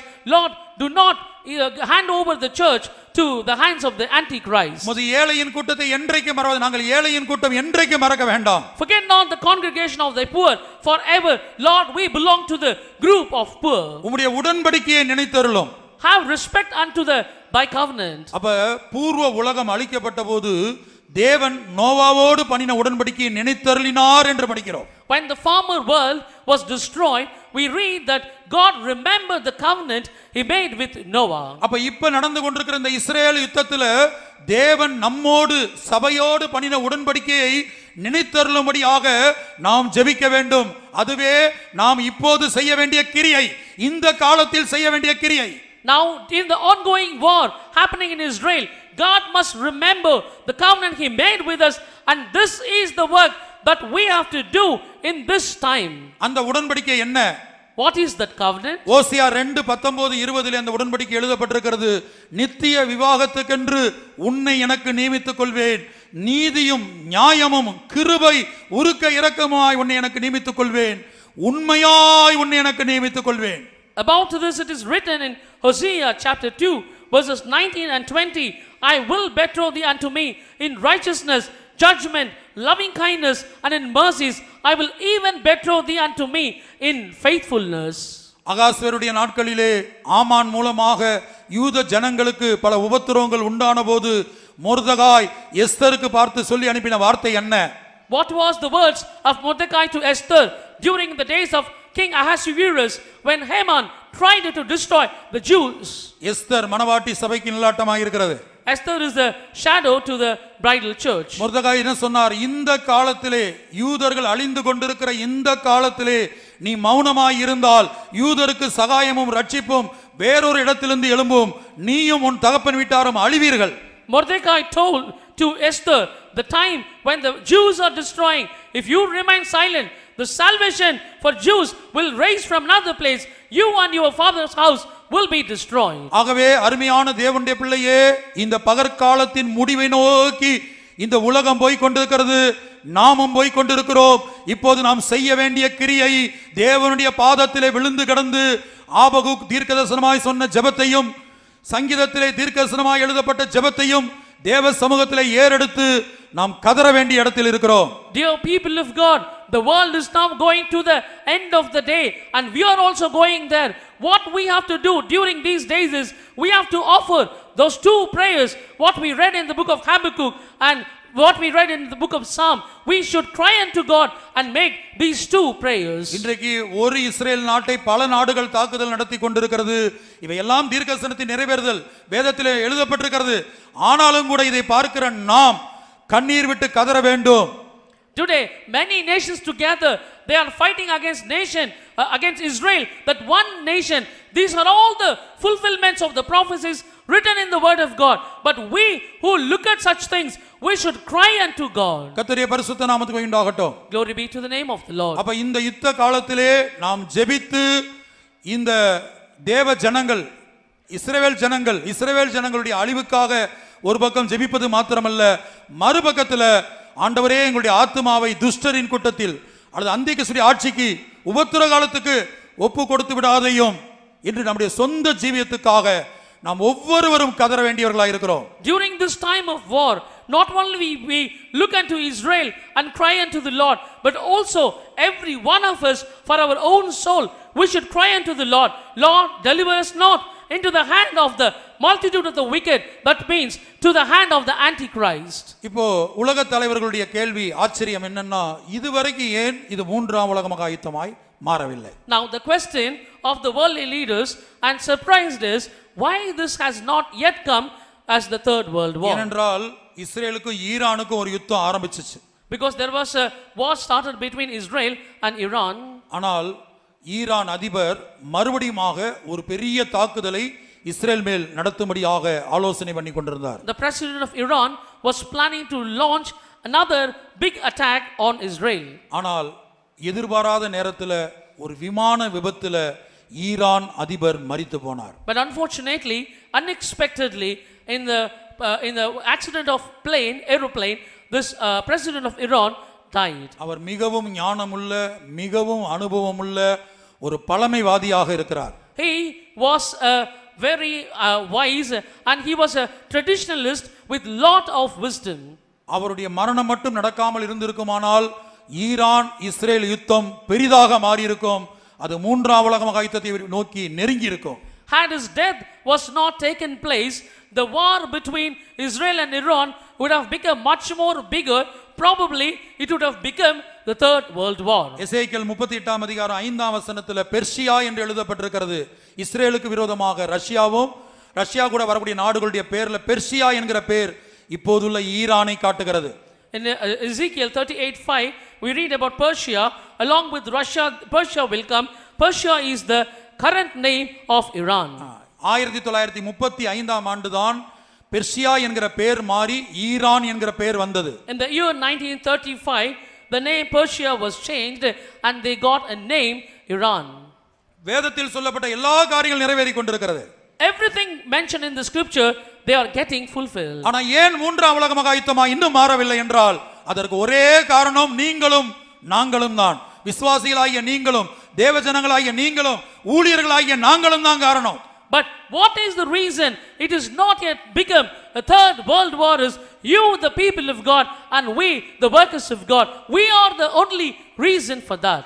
தேவன் செய்யும்படியாக நியமித்த கிரியையை ஒவ்வொரு ஊழியரும் தங்கள் சொந்த ஜீவியத்தில் இதுவரை செய்து முடிக்காதபடியினால் ஒவ்வொரு விசுவாசியும் தேவன் நியமித்த கிரியையை செய்து முடிக்காதபடியினால் ஒரே வார்த்தையில் சொல்ல போனால் மனவாட்டியாய் மாறாதபடினால் தான் தடை செய்கிறவர் ஆவியானவர் இது மூன்றாம் உலக மகா யுத்தமாய் மாறாமல் தடை செய்து கொண்டிருக்கிறார். The work God has given in your life because you have not fulfilled it. The work God has given in the life of the servants of God, they have not fulfilled it. Or in one word, we have not become the bride of Christ. Therefore the Spirit of the Lord who hinders the work, He is hindering the war to become the third world war. 2 தெசலோனிக்கேயர் 2ஆம் அதிகாரம் 7-8 வசனங்கள். அக்கிரமத்தின் ரகசியம் இப்பொழுதே கிரியை செய்கிறது. ஆனாலும் தடை செய்கிறவன் நடுவிலிருந்து நீக்கப்படும் முன்னே அது வெளிப்படாது. நீக்கப்படும் போது அந்த அக்கிரமக்காரன் வெளிப்படுவான். அவனை கர்த்தர் தம்முடைய வாயின் சுவாசத்தினாலே அழித்து தம்முடைய வருகையின் பிரசன்னத்தினாலே நாசம் பண்ணுவார். அப்ப இங்க தடை செய்கிறவர் ஆவியானவர் நாம் இன்னும் மனவாட்டியாய் மாறாமல் அல்லது ஒரு கற்புள்ள கன்னிகையாக இன்னும் உருவாக்கப்படாதபடினால் அந்த தகுதியை அடையாதபடினால் நமக்குள்ள பூரணம் உண்டாகாதபடினால் ஆவியானவர் இந்த யுத்தம் மூன்றாம் உலக மகா யுத்தமாய் மாறாத வண்ணம் அந்த அக்கிரமக்காரனாய் அந்தி கிறிஸ்து வந்து விடாத வண்ணம் தடை செய்து கொண்டிருக்கிறார் நமது நிமித்தமாக. Here in 2 Thessalonians 2:7-8 we read, the one who letteth will, he is stopping because we have not become the bridal church of God or we have not become perfected. Therefore he is stopping the wicked one to be revealed, who is the Antichrist. கர்த்தருடைய பரிசுத்த நாமம் உண்டாகட்டும். Glory be to the name of the Lord. அந்தி கிறிஸ்து வராத வண்ணம் ஆவியானவர் தடை செய்து கொண்டிருப்பது நம்முடைய பூரணத்துக்காக. Spirit of God is stopping from Antichrist to be revealed. It is for our perfection. அருமையான தேவனுடைய பிள்ளையே, பாவ மன்னிப்பு என்கிற முதல் ரட்சிப்பை பெற உங்க ஜீவியத்துல எந்த நீதியின் கிரியும் தேவையில்லை. Beloved child of God, to get the first salvation, the forgiveness of your sins, you don't need any righteousness. நாம் தீத்துவிலே படிக்கிறோம், நம்முடைய நீதியின் கிரியைகளின் நிமித்தம் அவர் நம்மை ரட்சியாமல். We read in the book of Titus, he did not save us because of our righteousness. நீங்க எப்பேற்பட்ட பாவியாய் இருந்தாலும் உங்க ஜீவியத்துல என்னென்ன பாவங்கள் கடந்து வந்திருந்தாலும் முதல் ரட்சிப்பை பெறுவதற்கு இயேசுவை சொந்த ரட்சகராய் ஏற்றுக்கொள்வதற்கு அல்லது அந்த பாவ மன்னிப்பை பெற்றுக்கொள்வதற்கு உங்களுக்கு எந்த நீதியின் கிரியும் அவசியம் இல்லை. No matter how big you are or no matter what kind of sin you have done, to receive the forgiveness of sin, the first step of salvation, you don't need any righteousness of your own. ஆனா அதே வேளையில இயேசுவின் ரகசிய வருகையிலே எடுத்துக்கொள்ளப்படுவதற்கு நம்முடைய ஜீவியத்திலே நம் ஒவ்வொருத்தருடைய வாழ்க்கையிலும் தேவன் நமக்கு நியமித்த கிரியையை நாம் செய்து முடிக்க வேண்டும். But at the same time, to be caught up in the secret coming of Jesus, we all have to do and finish the work God has given unto us. வாசிப்போம் தீத்துல 3ஆம் அதிகாரம் 5ஆம் வசனம். நாம் செய்த நீதியின் கிரிகளின் நிமித்தம் அவர் நம்மை ரட்சியாமல் தமது இரக்கத்தின்படியே மறுஜென்ம முழுக்கினாலும் பரிசுத்த ஆவியினுடைய புதிதாக்குதலினாலும் நம்மை ரட்சித்தார். இங்கே பாவ மன்னிப்பு என்கிற முதல் ரட்சிப்பு, ஞானஸ்நானம் என்கிற இரண்டாவது ரட்சிப்பு, அபிஷேகம் என்கிற மூன்றாவது ரட்சிப்பு, இந்த மூன்று ரட்சிப்புக்கும் எந்த நீதியின் கிரிகள் அவசியம் இல்லாமல் ரட்சித்ததாக சொல்லுகிறார். Here he says, for the first salvation of forgiveness of sins, second water baptism, third receiving Holy Spirit, he has saved us not by the works of righteousness. ஆனால் ரகசிய வருகையிலே எடுத்துக்கொள்ளப்படுவதற்கு இயேசு வெளிப்படுத்தின விசேஷம் 3ஆம் அதிகாரம் 21ஆம் வசனத்திலே நான் ஜெயங்கொண்டு என் பிதாவின் சிங்காசனத்தில் உட்கார்ந்தது போல ஜெயங்கொள்ளுகிறவன் எவனோ, ஜெயங்கொள்ளுகிறவன் என்ன போல ஜெயங்கொள்ளுகிறவன் எவனோ. But to be caught up in the secret coming of Jesus, Jesus says in Revelation chapter 3:21, to him that overcometh will I grant to sit with me in my throne, even as I have overcome. ஆகவே இந்த உலகத்திலே இப்போது என்ன நடந்து கொண்டிருக்கிறது என்பதை நாம் விளங்கிக் கொள்வோம். Now let us understand what is happening in the world now. உங்கள் கருத்திலே கொடுத்திருக்கிற படத்திலே டூம்ஸ்டே கிளாக் என்கிறதான ஒரு படமும் அதை பற்றிதான விளக்கங்களும் எல்லாம் தெளிவாக அங்கே எழுதப்பட்டிருக்கு. நான் ஆகவே அதில் எல்லாமே எழுதி இருக்குது. நான் சுருக்கமாக அதை விளக்கம் கொடுக்கிறேன். In the pamphlets given to you, you can see the pictures about doomsday clock. Everything is written very clearly. I'm not going into detail, but I will tell very shortly. ராக்காலம் முடியும் போது இந்த உலகம் அழிந்து விடும். When the night ends, the world will be destroyed. உலகம் ராக்காலம் முடியும் போது, அதாவது இயேசுவின் ரகசிய வருகை பிற்பாடு 7 வருட காலம் ராக்காலம், உபத்திர காலம், அது முடியும் போது இந்த உலகமும் முடியும், உலகமும் அழியும். The night ends when the great tribulation period, at the end of the 7th year, the world will be completely destroyed. அதாவது ராக்காலம் முடியும் போது, உபத்திர காலத்தின் 7 வருடத்தின் முடிவில் இந்த உலகம் அழியும். At the end of the 7 years of tribulation period, the world will be destroyed. கர்த்தருடைய பரிசுத்த நாமத்துக்கு மகிமையுண்டாகட்டும். Glory be to the name of the Lord. அப்ப இந்த உலகத்தின் முடிவை குறித்து இயேசு பிரசங்கித்திருக்கிறார். So Jesus preached about the end of the world. அதைத்தான் மத்தேயு 24ஆம் அதிகாரம் 3ஆம் வசனத்துல வாசிக்க கேட்டோம். This is what we heard in Matthew chapter 24 verse 3. அப்ப ஆராய்ச்சியாளர்கள் சொன்னாங்க, இந்த உலகத்துக்கு முடிவா அழிவா அது சாத்தியமே இல்ல, நாங்கள் அதை தடுத்து நிறுத்துவோம் நவீன தொழில்நுட்பங்களை கொண்டு. The researchers said the end of the world is impossible. We will stop it with the technologies. We will stop it.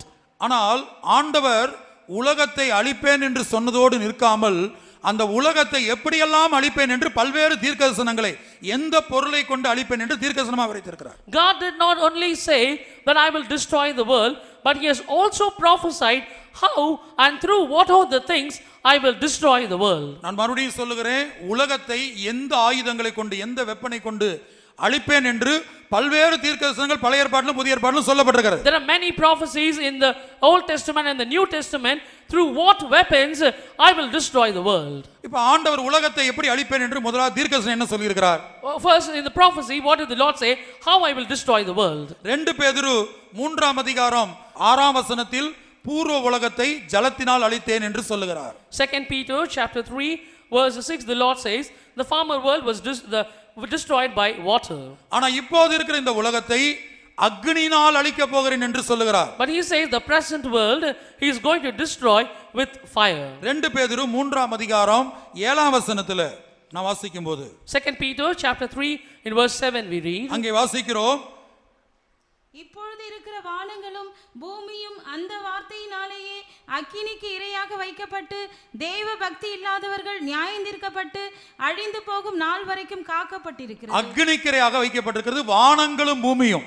the heaven and the earth they are reserved unto fire. பூர்வ உலகத்தை தேவன் ஜலத்தினால் அழித்தபோது பூமியை மாத்திரம் அழித்தார், வானங்கள் பாதிக்கப்படவில்லை. When the Lord destroyed the former world, only the earth was destroyed, heavens were not destroyed. ஆனா இந்த உலகத்தை ஆண்டவர், நாம் வாசம் பண்ணி கொண்டிருக்கிற இந்த உலகம் பொல்லாத உலகம் என்று வேதம் சொல்லுது. கலாத்தியர் 1:4 பிரசன்ட் ஈவில் வேர்ல்டு. இப்ப நம்ம வாசம் பண்ணி கொண்டிருக்கிற உலகத்துக்கு கர்த்தர் கொடுத்த பேர் பொல்லாத உலகம். இந்த பொல்லாத உலகம் அக்னினால் அழிய போகிறது. But in the world where we are living, it is referred as the present evil world in Galatians 1:4, and this is going to be destroyed even with the heavens and earth. அவர் நம்மை இப்பொழுது இருக்கிற பொல்லாத பிரபஞ்சத்தினின்று விடுவிக்கும்படி நம்முடைய பிதாவாகிய தேவனுடைய சித்தத்தின்படியே நம்முடைய பாவங்களுக்காக தம்மை தாமே ஒப்பு கொடுத்தார். அதாவது இந்த பொல்லாத உலகத்தை அக்னினால் அழிக்க போறோம். முதல் ஆயுதம் The first weapon the world is going to be destroyed is fire. அப்ப முழு உலகத்தையும் அக்னினால் அழிக்கக்கூடிய அளவுக்கு அந்த ஆயுதம் எதை பயன்படுத்துகிறார் ஆண்டவர்?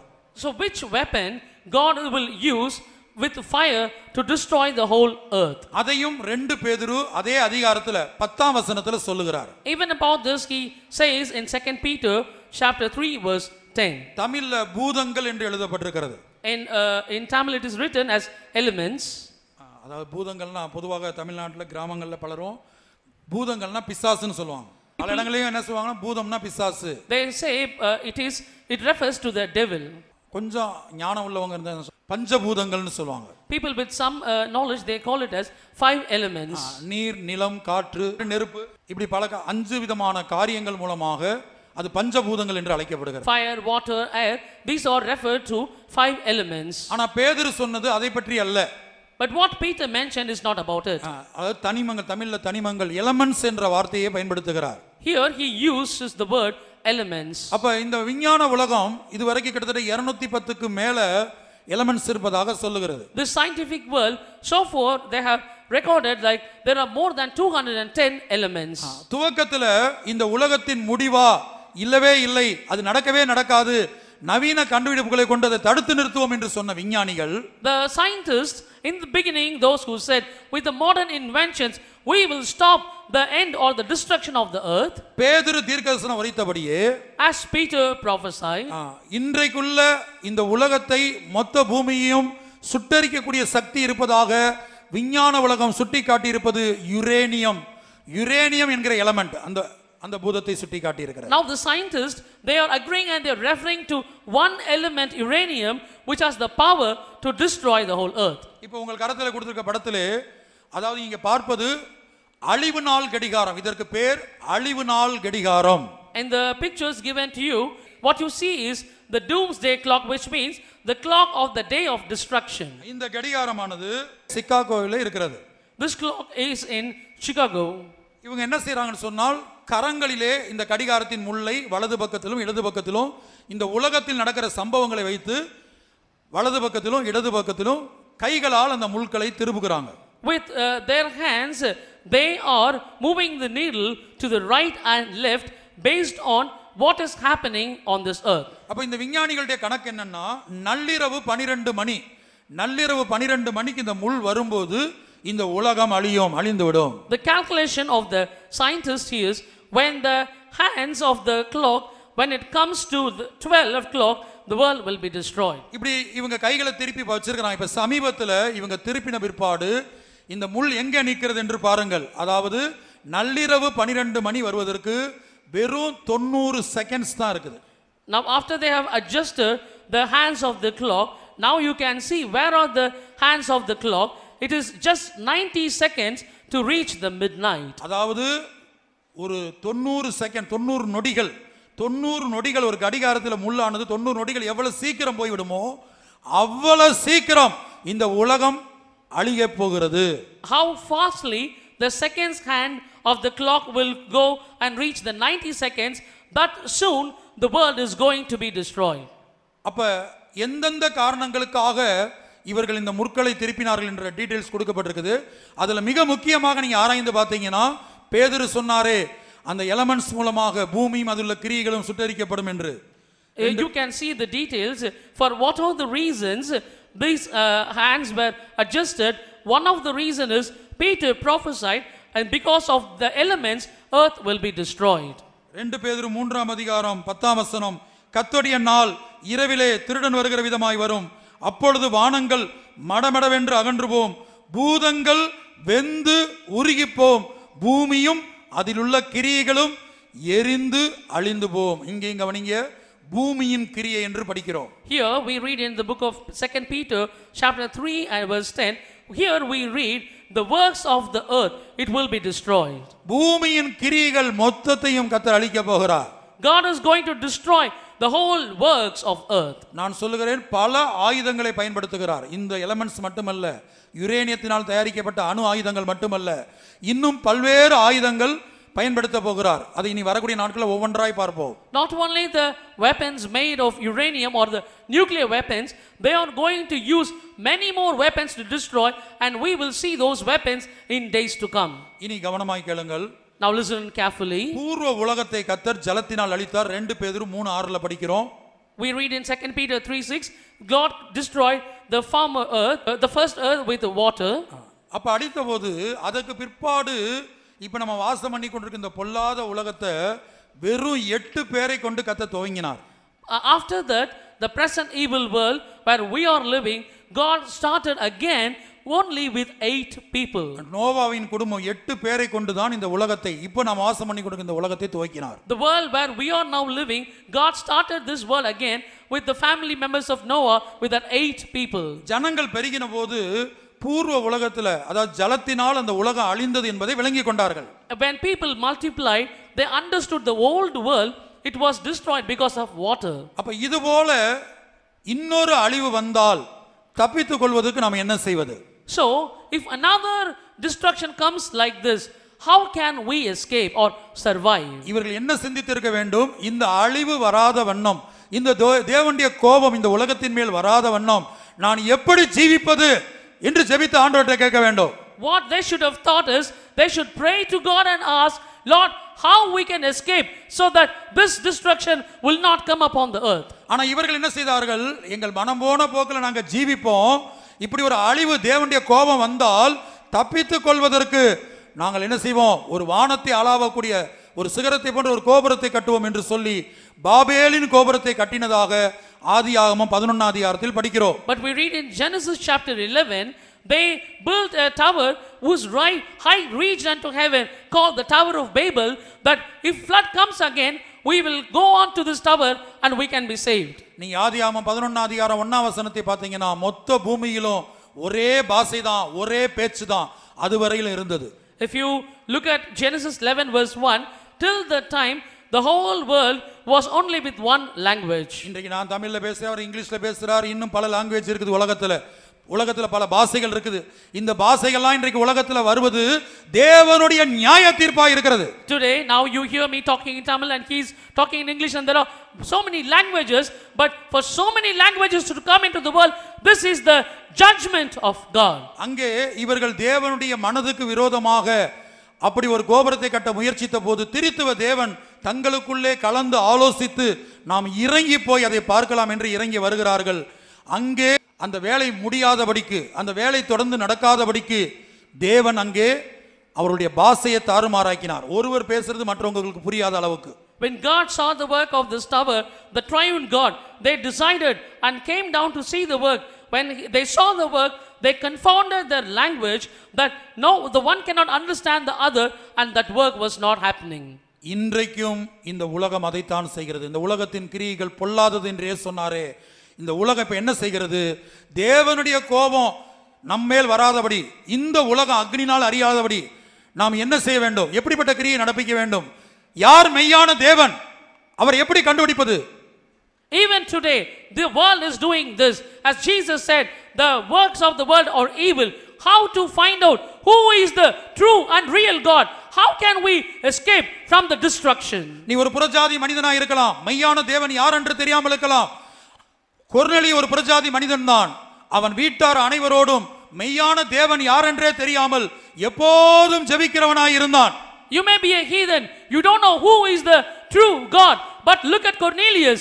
He was a heathen, he don't know who was the true God, but with his house he always prayed unto God. இந்த உலகத்திலே எதையோ கண்டுபிடிக்கிறதான மனிதனே, மெய்யான தேவனை நீ தடவியாயிலும் கண்டுபிடிக்க வேண்டும் என்று எழுதப்பட்டிருக்கிறது. It is written, man who are inventing many things in the world, you have to feel, you have to grope and find God. Who is he?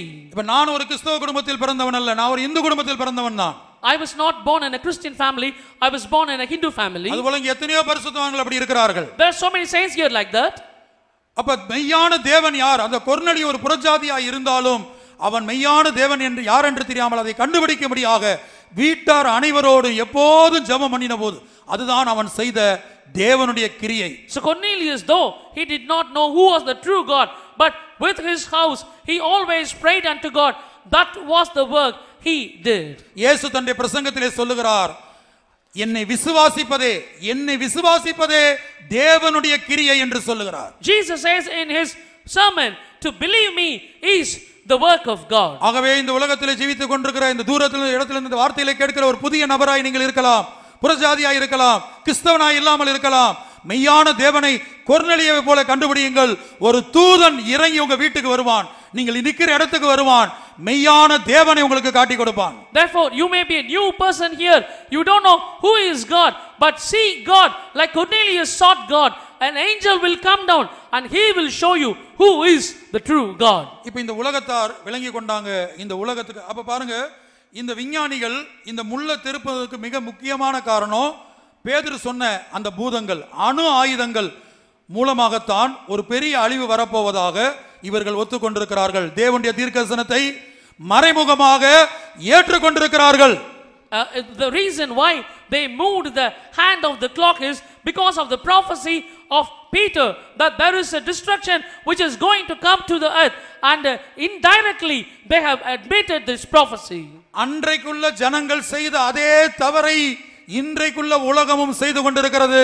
The mistake which was done by the people then, the present world is also doing the same mistake. தேவனுடைய தண்டனைக்கு, தேவனுடைய கோபத்துக்கு தப்பித்துக் கொள்ளும்படியாக பாபேல் கோபுரத்தை அவர்கள் கட்ட முயற்சித்தது போல, as how they tried to build the Tower of Babel to escape the punishment, the wrath of God. இந்த உலகத்துக்கு அழிவு வரப்போகிறது என்று ஒத்துக்கொண்ட விஞ்ஞான உலகம், the world of the scientists accepted that destruction is going to come upon the earth. மனிதன் பூமியிலே குடியிருக்க முடியாத சூழ்நிலை வருகிறது என்பதை ஏற்றுக்கொண்ட விஞ்ஞான உலகம், the world of the scientists which accepted the time is coming that no more people can live in this earth.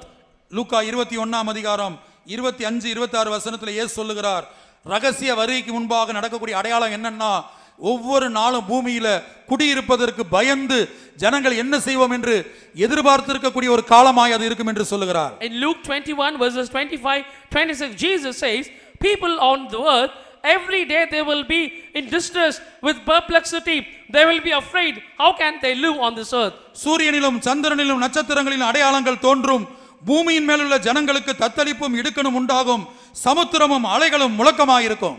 And there shall be signs in sun and the moon and in the stars upon earth, distress of nations with perplexity, the sea and the waves roaring. வானத்தின் சத்துவங்கள் அசைக்கப்படும்.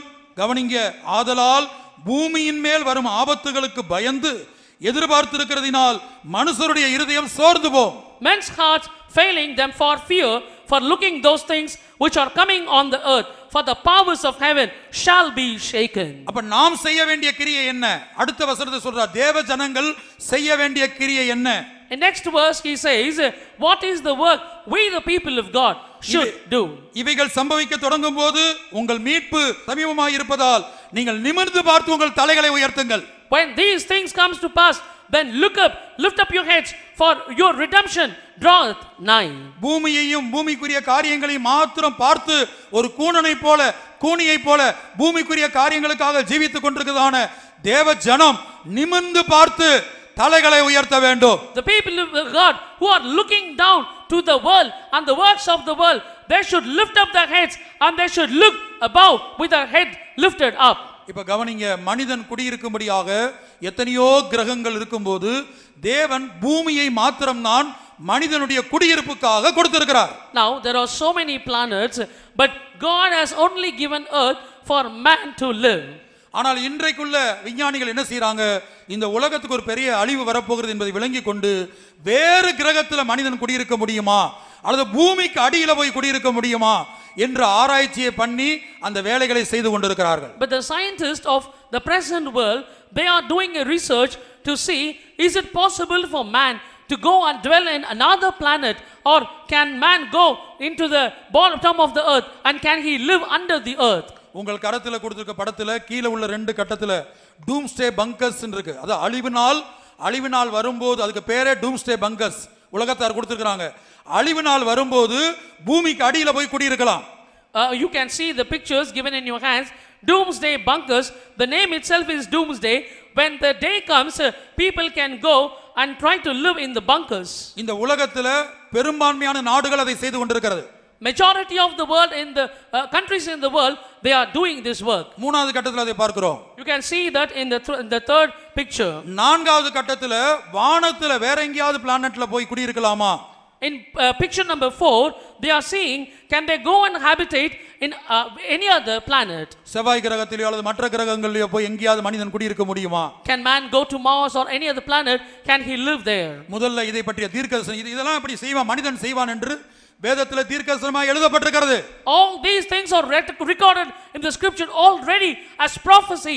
Man will do such things. கர்த்தருடைய பரிசுத்த நாமத்துக்கு மகிமை உண்டாகட்டும். Glory be to the name of the Lord. முதலாவதாக மனிதன் பூமிக்கடியிலே போய் குடியிருப்பான். First, man will go under the earth and he will dwell there. Amos தீர்க்கதரிசன புத்தகம் 9ஆம் அதிகாரம். The book of Amos, chapter 9. 2ஆம் வசனத்தில் அவர்கள் பாதாள பரியந்தம் தோண்டி பதுங்கிக் கொண்டாலும் என் கை அவ்விடத்திலிருந்து அவர்களை பிடித்துக் கொண்டு வரும். அவர்கள் வான பரியந்தம் ஏறினாலும் அவ்விடத்திலிருந்தும் அவர்களை இறங்க பண்ணுவேன். In verse 2 we read, though they dig into hell, then shall mine hand take them. Though they climb up to heaven, thence will I bring them down. பாதாள பரியந்தம் தோண்டி பதுங்கிக் கொள்வார்கள். They will dig into hell, they will go and hide there. இதே காரியத்தை வெளிப்படுத்தின விசேஷம் 6ஆம் அதிகாரத்தில் படிக்கிறோம். The same thing we read in the book of Revelation chapter 6. 6ஆம் அதிகாரம் 15ஆம் வசனம் முதல் 6ஆம் முத்திரை உடைக்கப்பட்டது என்ன சம்பவித்தது? பூமியின் ராஜாக்களும் பெரியோர்களும் ஐஸ்வர்யவான்களும் சேனை தலைவர்களும் பலவான்களும் அடிமைகள் யாவரும் சியாதீனர் யாவரும் பர்வதங்களின் குகைகளிலும் கண்மலைகளிலும் ஒளிந்து கொண்டு, கவனிங்க, பர்வதங்களின் குகைகளிலும் கண்மலைகளிலும் ஒளிந்து கொண்டு பர்வதங்களையும் கண்மலைகளையும் நோக்கி, நீங்கள் எங்கள் மேல் விழுந்து சிங்காசனத்தில் மேல் வீற்றிருக்கிறவருடைய முகத்திற்கும் ஆட்டுக்குட்டியானுடைய கோபத்துக்கும் எங்களை மறைத்துக் கொள்ளுங்கள். அவருடைய கோபாக்கினையின் மகா நாள் வந்துவிட்டது, யார் நிலை நிற்க கூடும்? From verses 15 onwards we read, they go and hide themselves in the dens and in the rocks of the mountains, and said to the mountains and rocks, fall on us, hide us from the face of him that sitteth on the throne, from the wrath of the Lamb, for the great day of his wrath is come. Who shall be able to stand?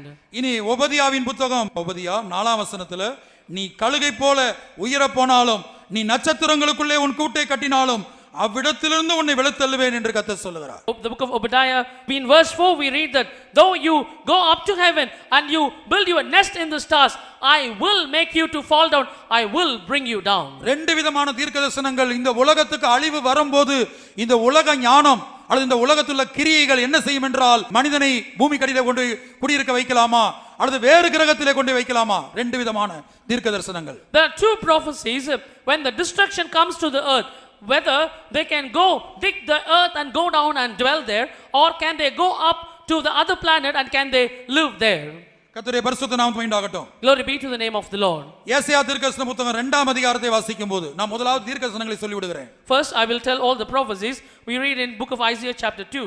2ஆம் அதிகாரம் 19ஆம் வசனத்தில், chapter 2 verse 19. பூமியை தத்தளிக்க பண்ண கர்த்தர் எழும்பும்போது அவருடைய பயங்கரத்திற்கும் அவருடைய மகிமை பிரதாபத்திற்கும் விலகி கண்மலைகளின் கெபிகளிலும் பூமியின் குகைகளிலும் புகுந்து கொள்வார்கள். They shall go into the holes of the rocks, into the caves of the earth, for fear of the Lord and for the glory of his majesty, when he ariseth to shake terribly the earth. அப்ப கண்மலையின் கெபிகள் பூமியின் குகைகள், holes of the rocks and caves of the earth. அடுத்த வசனத்துல பூமியை தத்தளிக்க பண்ண கர்த்தர் எழும்பும் அந்நாளிலே, and we also read the day when the Lord ariseth to shake terribly the earth. அவருடைய பயங்கரத்திற்கும் அவருடைய மகிமை பிரதாபத்திற்கும் விலகி, for the fear of the Lord and the glory of his majesty. கண்மலை வெடிப்புகளிலும் குன்றுகளின் சந்துகளிலும் புகுந்து கொள்வார்கள். They shall go into the holes of the rocks and caves of the earth. இதுபோல நான் சில தீர்க்கதரிசனங்களை மட்டும்தான் உங்களுக்கு சொல்லியிருக்கிறேன். இதுபோல ஏராளமான தீர்க்கதரிசனங்கள் இருக்கிறது. I have only given you few prophecies, but there are so many prophecies like this. அப்ப இந்த உலகத்துக்கு அழிவு வரப்போகிறது. விஞ்ஞானிகள் கணக்கின்படி அந்த அழிவு ஒரு கடிகாரத்தில் 90 செகண்ட் 90 நொடிகள் எவ்வளவு சீக்கிரம் கடந்து விடுமோ அவ்வளவு சீக்கிரமாக இந்த உலகம் அழிய போகிறது என்று சொல்லுகிறார்கள். According to the scientist, and a destruction is going to come to this earth, and it is going to come very soon as how 90 seconds will be over according to the clock. அப்ப கர்த்தர் என்ன சொன்னார்? What did the Lord say? ஒரு மனிதன் குடியிருக்கும்படியாக எத்தனையோ கிரகங்கள் இருந்தாலும் தேவன் மனிதனுக்கு பூமியை மாத்திரம்தான் கொடுத்திருக்கிறார். There are so many planets out there, but God has given only earth for man to dwell. அதை அப்போஸ்தலர் 17ஆம் அதிகாரம் 26 என்று நினைக்கிறேன் வாசிக்கிறோம். மனுஷ ஜாதியான சகல ஜனங்களையும் அவர் ஒரே இரத்தத்தினாலே தோன்ற பண்ணி பூமியின் மீதெங்கும் குடியிருக்கும்படி செய்து முன் தீர்மானிக்கப்பட்ட காலங்களையும் அவர்கள் குடியிருப்பின் எல்லைகளையும் குறித்திருக்கிறார். In Acts 17:26 we read, hath made one blood all nations of men for to dwell on the face of the earth, hath determined the times before appointed and the bounds of their habitation. அடுத்த வசனத்தில் நான் சொன்னபடி கர்த்தராகிய தேவனை அவங்க தடவியாயிலும் கண்டுபிடிக்கணும். And in the next verse we read that they have to find out at least by groping God. இப்ப பூர்வ உலகத்தை அழித்தபோது அந்த ஜனங்கள் என்ன செய்தார்கள்? பாபேலின் கோபுரத்தை கட்ட முயற்சித்தார்கள். Now the old world was destroyed. What the people tried? They tried to build the Tower of Babel. இன்றைக்குள்ள உலகமும் அந்த உலக ஜனங்களும் உலகத்துள்ள ஞானிகளும் அதைத்தான் செய்கிறார்கள். வரப்போகிற அழிவுக்கு கீழே ஜனங்கள் குடியிருக்க முடியாத ஒரு சூழ்நிலை வருகிறபடினால இப்ப நான் கொடுத்திருக்க படம் கொஞ்சம் படம் தான் உங்களுக்கு கொடுத்திருக்கிறேன். ஏராளமான உண்மை படங்கள் இருக்குது. உலகத்துல பெரும்பான்மையான நாடுகள், பெரிய பணக்கார நாடுகள் இந்த பூமிக்கு அடியிலே இந்த டூம்ஸ்டே பங்கர்ஸ் என்று சொல்லக்கூடியதை ஏற்படுத்தி விட்டார்கள். Today also people with the wisdom, because they understand the earth is going to be destroyed, many countries, many rich countries, they have already built the doomsday bunkers in their countries. கர்த்தருடைய பரிசுத்த நாமத்துக்கு மகிமையாகட்டும். Glory be to the name of the Lord. மறுபக்கத்திலே வேற்று கிரகத்திலே மனிதன் குடியிருக்க முடியுமா என்கிற ஆராய்ச்சி நடக்கிறது. அதனுடைய உண்மை படத்தை நீங்கள் பார்க்கிறீர்கள். On the other hand, you also see the true pictures. There people are looking, can man go and dwell in other planets? ஆண்டவருடைய முன் தீர்மானிக்கப்பட்ட அந்த தீர்மானத்தின்படி இந்த உலகம் வெகு சீக்கிரத்திலே அழிய போகிறது. According God has predestinated to his foreknowledge, this earth is going to be destroyed very soon. பல ஆயுதங்களை தேவன் பயன்படுத்துகிறார். God is using many weapons. அதில் மிக பிரதானமான ஆயுதம்தான் இந்த பேதுரு சொல்லுகிற பூதம், அந்த எலமெண்ட்ஸ் என்று சொல்லப்படுகிற யுரேனியம், ஹைட்ரஜன் பாம், யுரேனியத்தினால் தயாரிக்கப்பட்ட அணு ஆயுதங்களை எல்லா நாடுகளும் வைத்திருக்காங்க. பின்பக்கம் உள்ள படத்துல நீங்க இன்றைக்கு ரஷ்யா உலகத்திலே நம்பர் 1 அணு ஆயுதங்களை வைத்திருக்கிறது. சாத்தான் 2 என்கிற பேதுரு சொல்லுகிறாரே அந்த பூதத்தை கொண்டு சாத்தான் 2 என்கிறதான ஒரு பெரிய அணு ஆயுத சோதனை அது நடத்தி இருக்கிறது. அதனுடைய உண்மை படத்தை நீங்கள் பார்க்கிறீர்கள். You see the true images in the pictures given to you. Satan too, Russia has tested the nuclear weapon which Peter referred in the book of 2 Peter. கர்த்தருடைய பரிசுத்த நாமத்துக்கு மகிமையாகட்டும். Glory be to the name of the Lord. அப்ப இந்த அணு ஆயுதங்களை பயன்படுத்தும் போது when the nuclear weapons are used, அமெரிக்காவை சேர்ந்த ஒரு நியூக்ளியர் அண்ட் நான் நியூக்ளியர் சயின்டிஸ்ட் ஒரு இன்டர்வியூ கொடுத்தார். a nuclear scientist from America, he gave an interview. அவர் என்ன சொல்றாருன்னா, 3ஆம் உலக மகா யுத்தத்தில் தங்களிடத்தில் இந்தியா உட்பட எல்லா நாடுகளும் இந்த யுரேனியம் தயாரிக்கப்பட்ட பாம்ஸ் மற்றும் ஹைட்ரஜன் பாம்ஸ் நிறைய பாம்ஸ் வச்சிருக்கிறாங்க. இதை பயன்படுத்தும் போது இந்த உலகத்தின் பெரும்பகுதி அழியும். மாத்திரமல்ல, ஜனங்கள் என்ன செய்வாங்க, இந்த அணு கதிர்வீச்சு, யுரேனியத்தில் உள்ள அணு கதிர்வீச்சு ஜனங்களை பாதித்து அவங்களுடைய சரீரம் அழிய போகக்கூடியதாக இருக்கும்.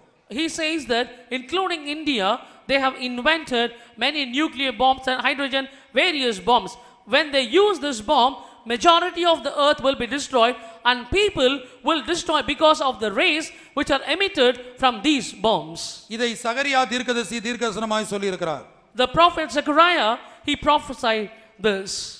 எருசலேமுக்கு விரோதமாக இப்படிப்பட்ட யுத்தங்கள் பண்ண வரும்போது, when people come against Jerusalem to fight against it, Zechariah 14:12, Zechariah 14:12, எருசலேமுக்கு விரோதமாக யுத்தம் பண்ணின எல்லா ஜனங்களையும் கர்த்தர் வாதிக்கும் வாதையாவது, அவர்கள் காலூன்றி நிற்கையிலும் அவருடைய சதை அழிந்து போகும், அவர்கள் கண்கள் தங்கள் குழிகளிலே கெட்டு போகும், அவர்கள் நாவு அவர்கள் வாயிலே அழுகி போகும். The plague wherewith Lord shall smite all the people fought against Jerusalem, the flesh shall consume away with they stand upon their feet, their eyes shall consume away in the holes, and their tongue shall consume away in their mouth. பிரியமானவர்களே, 2ஆம் உலக மகா யுத்தத்தின் போது பேதுரு சொல்லுகிற இந்த பூதம் இந்த யுரேனியத்தை கொண்டு மிகவும் கொஞ்சம் யுரேனியத்தை பயன்படுத்தி 2 அணுகுண்டுகள் வீசப்பட்டது. Beloved people of God, during the Second World War, with the element Peter mentioned, with uranium, they dropped only 2 bombs. இந்த 2ஆம் உலக மகா யுத்தத்திலும் இஸ்ரவேல் ஜனங்கள் சம்பந்தப்பட்டிருக்கிறார்கள், தேவன் சம்பந்தப்பட்டிருக்கிறார் என்பதை எசேக்கியேல் 37ஆம் அதிகாரத்தில் வாசித்தோம். We read in Ezekiel 37, even in the Second World War, the people of Israel were involved and God was also involved. அந்த தீர்க்கதரிசனத்தை நான் விளக்கி சொல்லல. I did not go in detail about the prophecy. அது ஹிட்லருடைய நாட்கள் நடந்த பெரிய சம்பவம், சரித்திர ரீதியாக அது நிறைவேறி இருக்கிறது. Historically it was fulfilled during the days of Hitler. அது சரித்திர ரீதியாக ஹிட்லருடைய நாட்கள்ல நிறைவேறினது. ஆவிக்குரிய பிரகாரமாக எலும்புகள் நிறைந்த பள்ளத்தாக்கு என்பது அந்த தீர்க்கதரிசனத்துடைய ஆவிக்குரிய அர்த்தம் புதிய ஏற்பாட்டு சபை. Historically it was happened during the days of Israel, but spiritually the valley of dry bones, it refers to the New Testament church. எலும்புகள் என்பது அப்போஸ்தல உபதேசம், நரம்புகள் என்பது பரிசுத்தவான்களுடைய ஐக்கிய அன்யோன்யம், அடுக்கடுத்து மாம்சம் என்பது அது பாடுபடுகிற ஜீவியம், தோல் என்பது ஜெப ஜீவியம். Bones it refers to the apostolic doctrine, sinews it refers to the apostolic fellowship, and the flesh it talks about the sufferings of Christ. அடுத்து தோல் என்பது ஜெப ஜீவியம். The skin it refers to prayer life. இதை அப்போஸ்தலர்கள் 2ஆம் அதிகாரத்துல 42ஆம் வசனத்துல அவர்கள் அப்போஸ்தலருடைய உபதேசத்திலும் அன்யோன்யத்திலும் அப்பம் பிக்குதலிலும் ஜெபம் பண்ணுதலிலும் உறுதியாய் தரித்திருந்தார்கள். இதுதான் நாம் செய்ய வேண்டிய கிரியை. We read this in Acts chapter 2 verse 42 that they continue daily in the prayers and having with one accord they remain in the prayers. கர்த்தருடைய பரிசுத்த நாமம் உண்டாகட்டும். Glory be to the name of the Lord. அப்ப இங்க நாம் பார்க்கும்போது இரண்டாம் உலக மகா யுத்தத்தின் போது பயன்படுத்தப்பட்ட ரெண்டு பாம்புடைய படத்தை நாம் பார்க்கிறோம். Here we see the two bombs used in the Second World War. ஒன்று லிட்டில் பாய், மற்றொன்று fat man. One is little boy, another one is fat man. ஆனா நீங்க சாத்தான் 2 என்று ரஷ்யா தயாரித்த பாம்பை பாக்குறீங்களே, இதை விட எத்தனையோ 1000 மடங்கு சக்தி வாய்ந்தது. But look at the Satan 2 created by Russia. This is 1000 more powerful than those bombs. பாருங்க, அந்த சயின்டிஸ்ட் இந்த யுரேனியத்தினால் வரக்கூடிய அழிவை பற்றி என்ன அவர் பேட்டி கொடுத்தாரோ, அவர் என்ன நிருபர்கள்ட்ட சொன்னாரோ அதே வார்த்தை சகரியா 14:12 எழுதப்பட்டிருக்கிறது. What the scientist gave in an interview about the destruction that comes through the uranium, the same is mentioned book of Zechariah 14:12. இப்போ நீங்க பாக்குறீங்க, அவருடைய சதை அழிந்து போகும், அவருடைய கண்கள் தங்கள் குழிகளிலே கெட்டு போகும். இங்க சில குழந்தைகளுடைய படத்தை, உண்மை படத்தை பாக்குறீங்க ஜப்பான்ல. இது யுத்தம் நடந்து இப்ப கிட்டத்தட்ட 50 வருடங்களுக்கு மேல ஆகிவிட்டது. இன்றைக்கு பிறக்கிற குழந்தைகள் கூட பலர் இப்படி பிறக்கிறாங்க.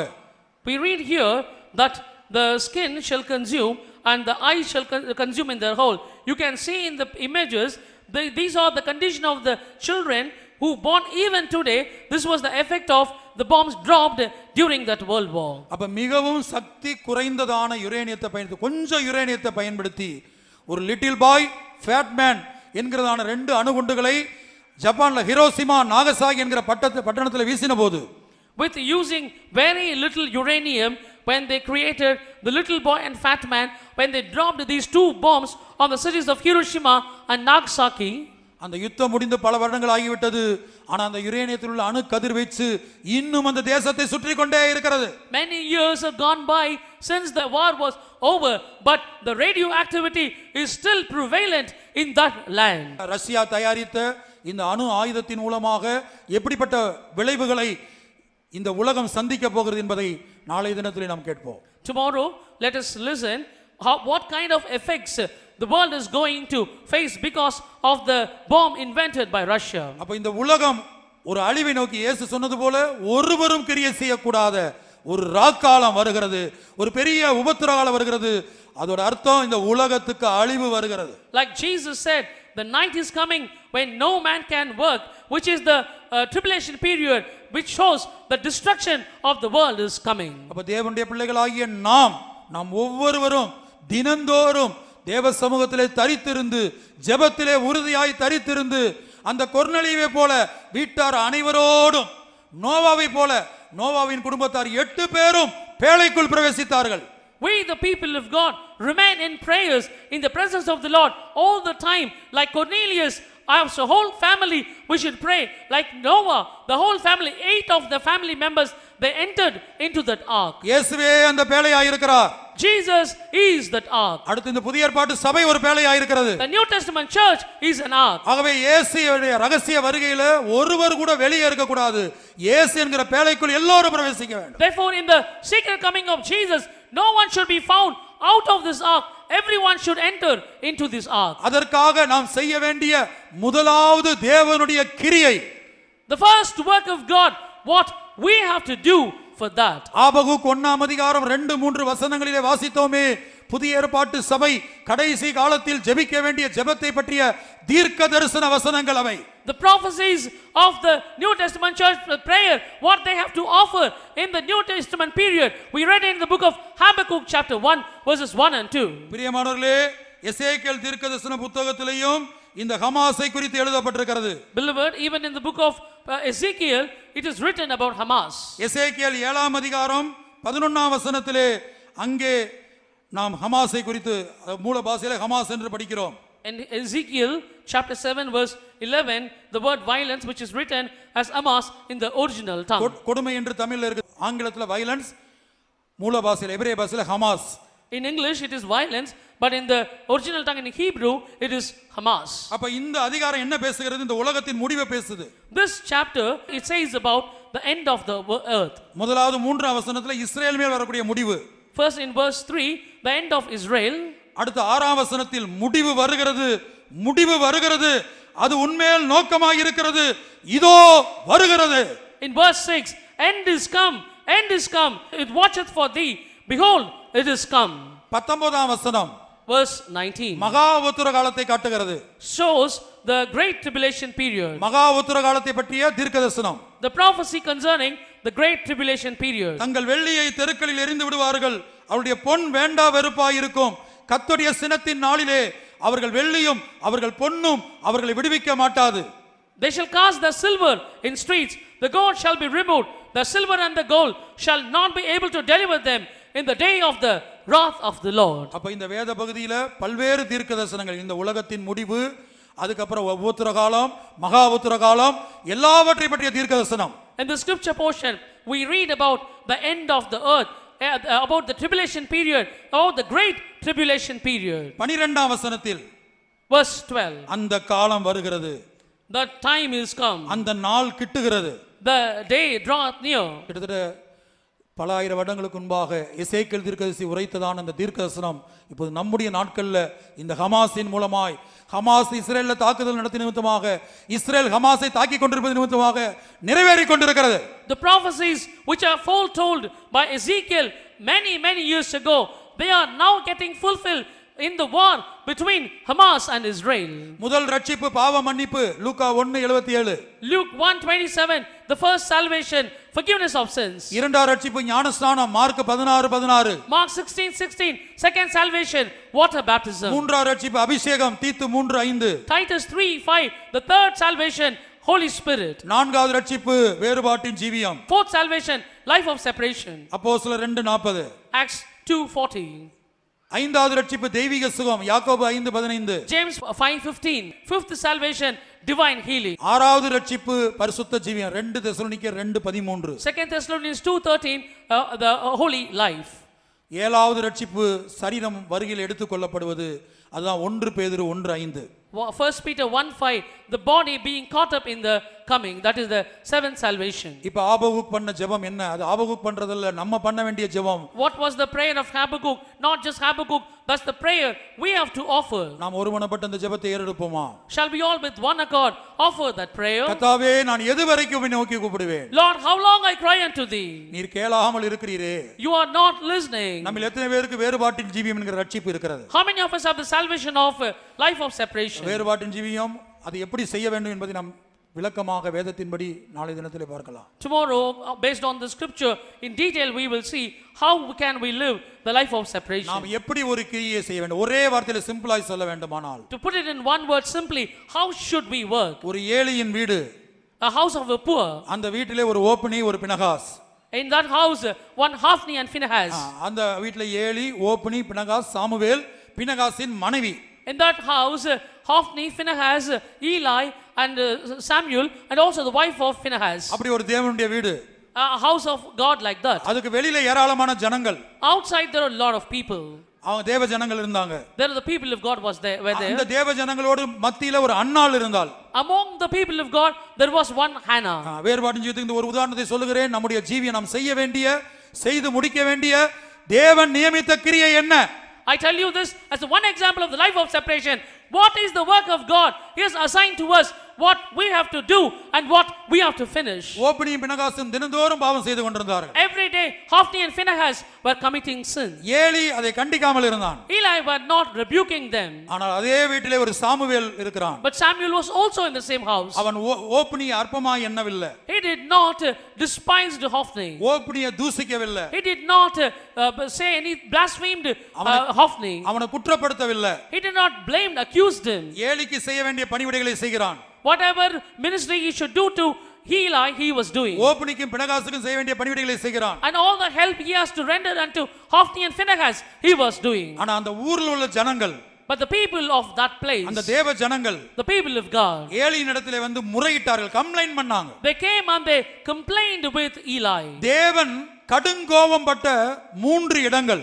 There are 3 places where God was very angry or full of wrath. தபேரா, மாசா, கிப்ரோத் அத்தாவா, தேவனுக்கு நீங்கள் கடுங்கோபம் உண்டாக்கினீர்கள். Tavera, Masa and Kibroth Hattaavah, you made the Lord to become wrath. என்னாகமம் 11ஆம் அதிகாரம் முதல் வசனம், தபேரா என்றால் கம்ப்ளைன்ட் பண்ற சுபாவம். In Numbers 11:1 we read, the place Tavera is a habit of complaining. ஆங்கிலத்துல கம்ப்ளைண்ட்ஸ், தமிழ்ல முறையிட்டு கொண்டிருந்தார்கள். In Tamil they were crying unto the Lord. கர்த்தருடைய பரிசுத்த நாமம் உண்டாகட்டும். Glory be to the name of the Lord. அப்ப கர்த்தர் உன்னை பூரணப்படுத்தும்படியாக பல்வேறு பாதைகள்ல நம்ம ஒவ்வொருத்தரையும் நடத்துகிறார். To make you perfect, God is leading every one of us in different ways. நாம் அதற்கு விரோதமாக முறையிடக்கூடாது.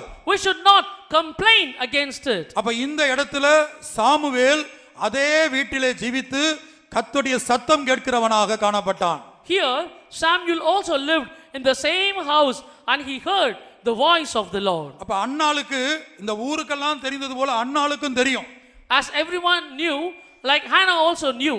அன்னாள் என்ன செய்யல, இங்க இருந்தா என் பிள்ளை கெட்டு போவான்னு சொல்லி சாமுவேலை வீட்டுக்கு கூட்டி போல. She did not take Samuel to her house saying, if he is here, he will also corrupt. ஏனென்றால் அன்னாள் எப்படிப்பட்டவள் பாருங்கள். See, look at how Hannah was. இருதயத்தை ஊற்றி நிந்தையின் பாதையில போற அன்னாள் இருதயத்தை ஊற்றி ஜெபிக்கும் போது இந்த ஊழியக்காரர் ஏலி கேட்கிறார், நீ எம்மட்டும் வெறித்திருப்பாய், உன் குடியை உன்னை விட்டு விலகு, குடிகாரின்னு கூப்பிடுறார். And when she was pouring out her heart, and because of the path of reproach, she was crying, pouring her heart, the servant of God there, Eli said, how long will you take that strong drink? Stop drinking. இப்படி பாரத்தோடு ஜெபிக்கிற ஒரு ஆத்மாவை பார்த்து ஒரு ஊழியக்காரங்க குடிகாரின்னு சொல்லிட்டா நம்ம உடனே அதை பல இடத்துல கம்ப்ளைன்ட் பண்ணுவோம். If a person who is pouring out heart and praying with burden, if a servant of God look at her and says, a drunkard, we start to complain about him. ஆனா அன்னாள் என்ன செய்கிறா, என் ஆண்டவனேன்னு கூப்பிடுறா. But Hannah is calling, my Lord. என் ஆண்டவனே. She calls him, my இதுதான் Lord. வேறுபாட்டின் ஜீவியம். This is the life of separation. சுபாவத்திலே வேறுபாடு. Separation in the character. எல்லாரும் பார்க்கிறது போல பார்ப்பதில்லை, பார்வையில் வேறுபாடு. A difference in the view, not looking like others are viewing it. எல்லாரும் பேசுறது போல நான் பேசுவதில்லை, என் பேச்சில் வேறுபாடு.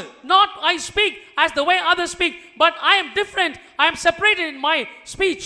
எல்லாரும் கேள்விப்படுகிறது போல பல கதைகளை, பல குப்பைகளை நான் கேள்விப்படுவதில்லை, நான் கேள்விப்படுற விஷயத்திலே வேறுபாடு. I am not hearing like others are hearing like rubbish, but what I hear is different.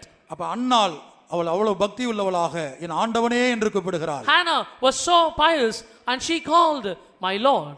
கர்த்தருடைய பரிசுத்த நாமம் உண்டாகட்டும். Glory be to the name of the Lord. அதே இடத்துல பினகாசின் மனைவி, Same place, the wife of Phinehas. நீங்க பல குடும்பத்துல பல பிரச்சனையோடு நீங்கள் வந்திருக்கலாம். You may have come here with various problems in your family. கணவனுடைய வாழ்க்கையில ஏதோ ஒரு பாவத்தை குறித்து கேள்விப்பட்டு தாய் வீட்டுக்கு போயிருக்கலாம். You may have heard about the sin of your husband and now went to your mother's house. ஆனா அந்த பினகாசின் மனைவி தினந்தோறும் கணவன் செய்கிற பாவத்தை பார்த்த பிற்பாடும் அதே வீட்டில் அவள் வாழ்ந்து கொண்டிருக்கிறாள். But the wife of Phinehas, even after seeing the sin committed by her husband daily, she continues to live in that very house. புருஷனை விட்டு தாய் வீட்டுக்கு ஓடி போகவில்லை. She did not forsake her husband and run to her mother's house. உன்னால் மட்டும் எப்படி முடிந்தது பினகாசின் மனைவியா என்று நாம் கேட்போமானால், If we ask the wife of Phinehas how it was possible for you, அவளுக்கு தேவனுடைய பெட்டியை பற்றிய தரிசனம் இருந்தது. she had a revelation about the ark of the covenant of God. புருஷன் மரித்து போனான், Husband died, மாமனார் மரித்து போனான், father-in-law died, இவளும் கொஞ்ச நேரத்துல சாக போறா. she is also now going to die. ஒரு ஆண் பிள்ளை பிறந்தது,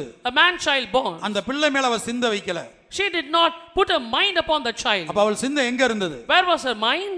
தேவனுடைய பெட்டி பிடிபட்டு போய்விட்டது. The ark of the God was captured. அந்த தேவனுடைய பெட்டி தான் வருகையிலே எடுத்துக்கொள்ளப்படுகிற சபைக்கு நிழலாட்டமாய் இருக்கிறது. The ark of the Lord is a type or a shadow for the church going to be caught up in the secret coming. ரகசிய வருகையிலே நான் எடுத்துக்கொள்ளப்பட வேண்டும் என்கிற சிந்தை தரிசனம் உனக்கு இருக்குமானால் எப்பேற்பட்ட கணவனோடும் ஐக்கியமாய் வாழ முடியும். If you have a mind, if you have a vision that I must be caught up in the secret coming, no matter how bad your husband is, you will be able to live with your husband. நாம் கண்களை மூடி கதறுவோமாக. Let us close our eyes and cry. ஆண்டவரே, யுத்தம் நடந்து கொண்டிருக்கிறது Hamas நிமித்தமாக. Lord, because of Hamas, the war is going on. நீர் இன்னும் எங்களை ரட்சியாமல் இருக்கிறீரே. Lord, you have not saved me yet. 7 விதமான ரட்சிப்பை எங்களுக்கு தாரும். God, give me 7 types of salvation. நாம் எல்லாரும் எழும்பி நிற்போம். Let us all stand up. ஒரு நொடி பொழுது நம்மை கண்களை மூடி ஒப்பு கொடுத்து கதறுவோம். For a moment, let us all close our eyes, surrender and cry unto God. இதுதான் இப்போது நாம் செய்ய வேண்டிய கிரியை. This is the work what we have to do now. ஒரு வேறுபாட்டின் ஜீவியம் இல்லாமல், Without a life of separation, உலகத்தாருக்கு நமக்கு எந்த வித்தியாசம் இல்லாமல், without any difference between the worldly people and us. இன்னும் சொல்ல போனா உலகத்தார் பேசாத காரியத்தை நாம் பேசிக் கொண்டிருக்கிறோம். To put it more, we talk what even the people of the world they don't talk. ஆகவே நாம் பரிசுத்தவான்களை, தேவ ஜனங்களை கனப்படுத்துகிறவர்களாக காணப்பட வேண்டும். Therefore, we should be found as the one honoring the saints of God and the people of God. நிந்தையின் பாதையிலே ஒவ்வொருவரும் கடந்து போவார்கள். Everyone will go through the path of reproach. ஒவ்வொருவருக்கும் நிந்தையின் பாதை இருக்கிறது. Everyone has a path of reproach. பாளையத்துக்கு புறம்பே அவருடைய நிந்தையை சுமந்து போக வேண்டும். We are bearing his reproach and we suffer outside the gate. ஆகவே நிந்தையை கண்டு கலங்கி கொண்டிருக்கிற தேவனுடைய பிள்ளையே, Therefore, people of God looking at your reproach and trouble. நிந்தை வேண்டாம் என்று சொல்லுகிற தேவனுடைய பிள்ளையே, People of God saying, I don't want reproach. இது நமக்கு தேவன் நியமித்த கிரியை. This is the work God appointed unto us. அவருடைய நிந்தையை சுமந்து பாளையத்துக்கு புறம்பே போக வேண்டும். We should bear his reproach and go outside the camp. ஆகவே ஜெபிப்போமாக.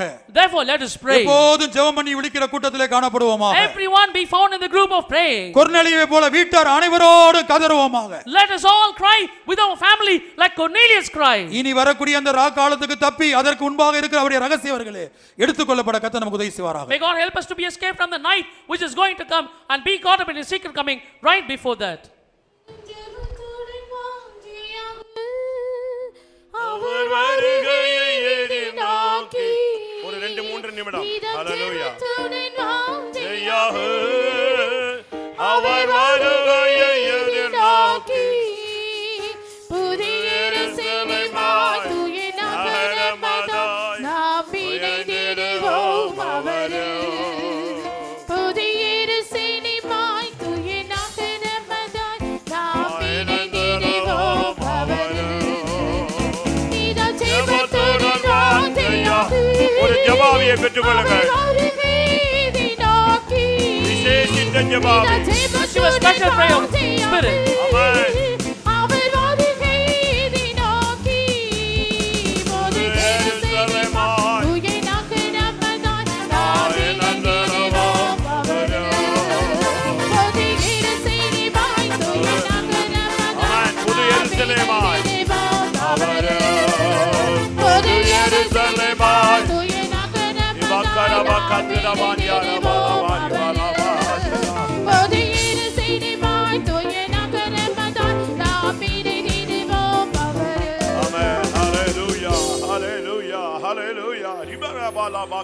ஆமென்.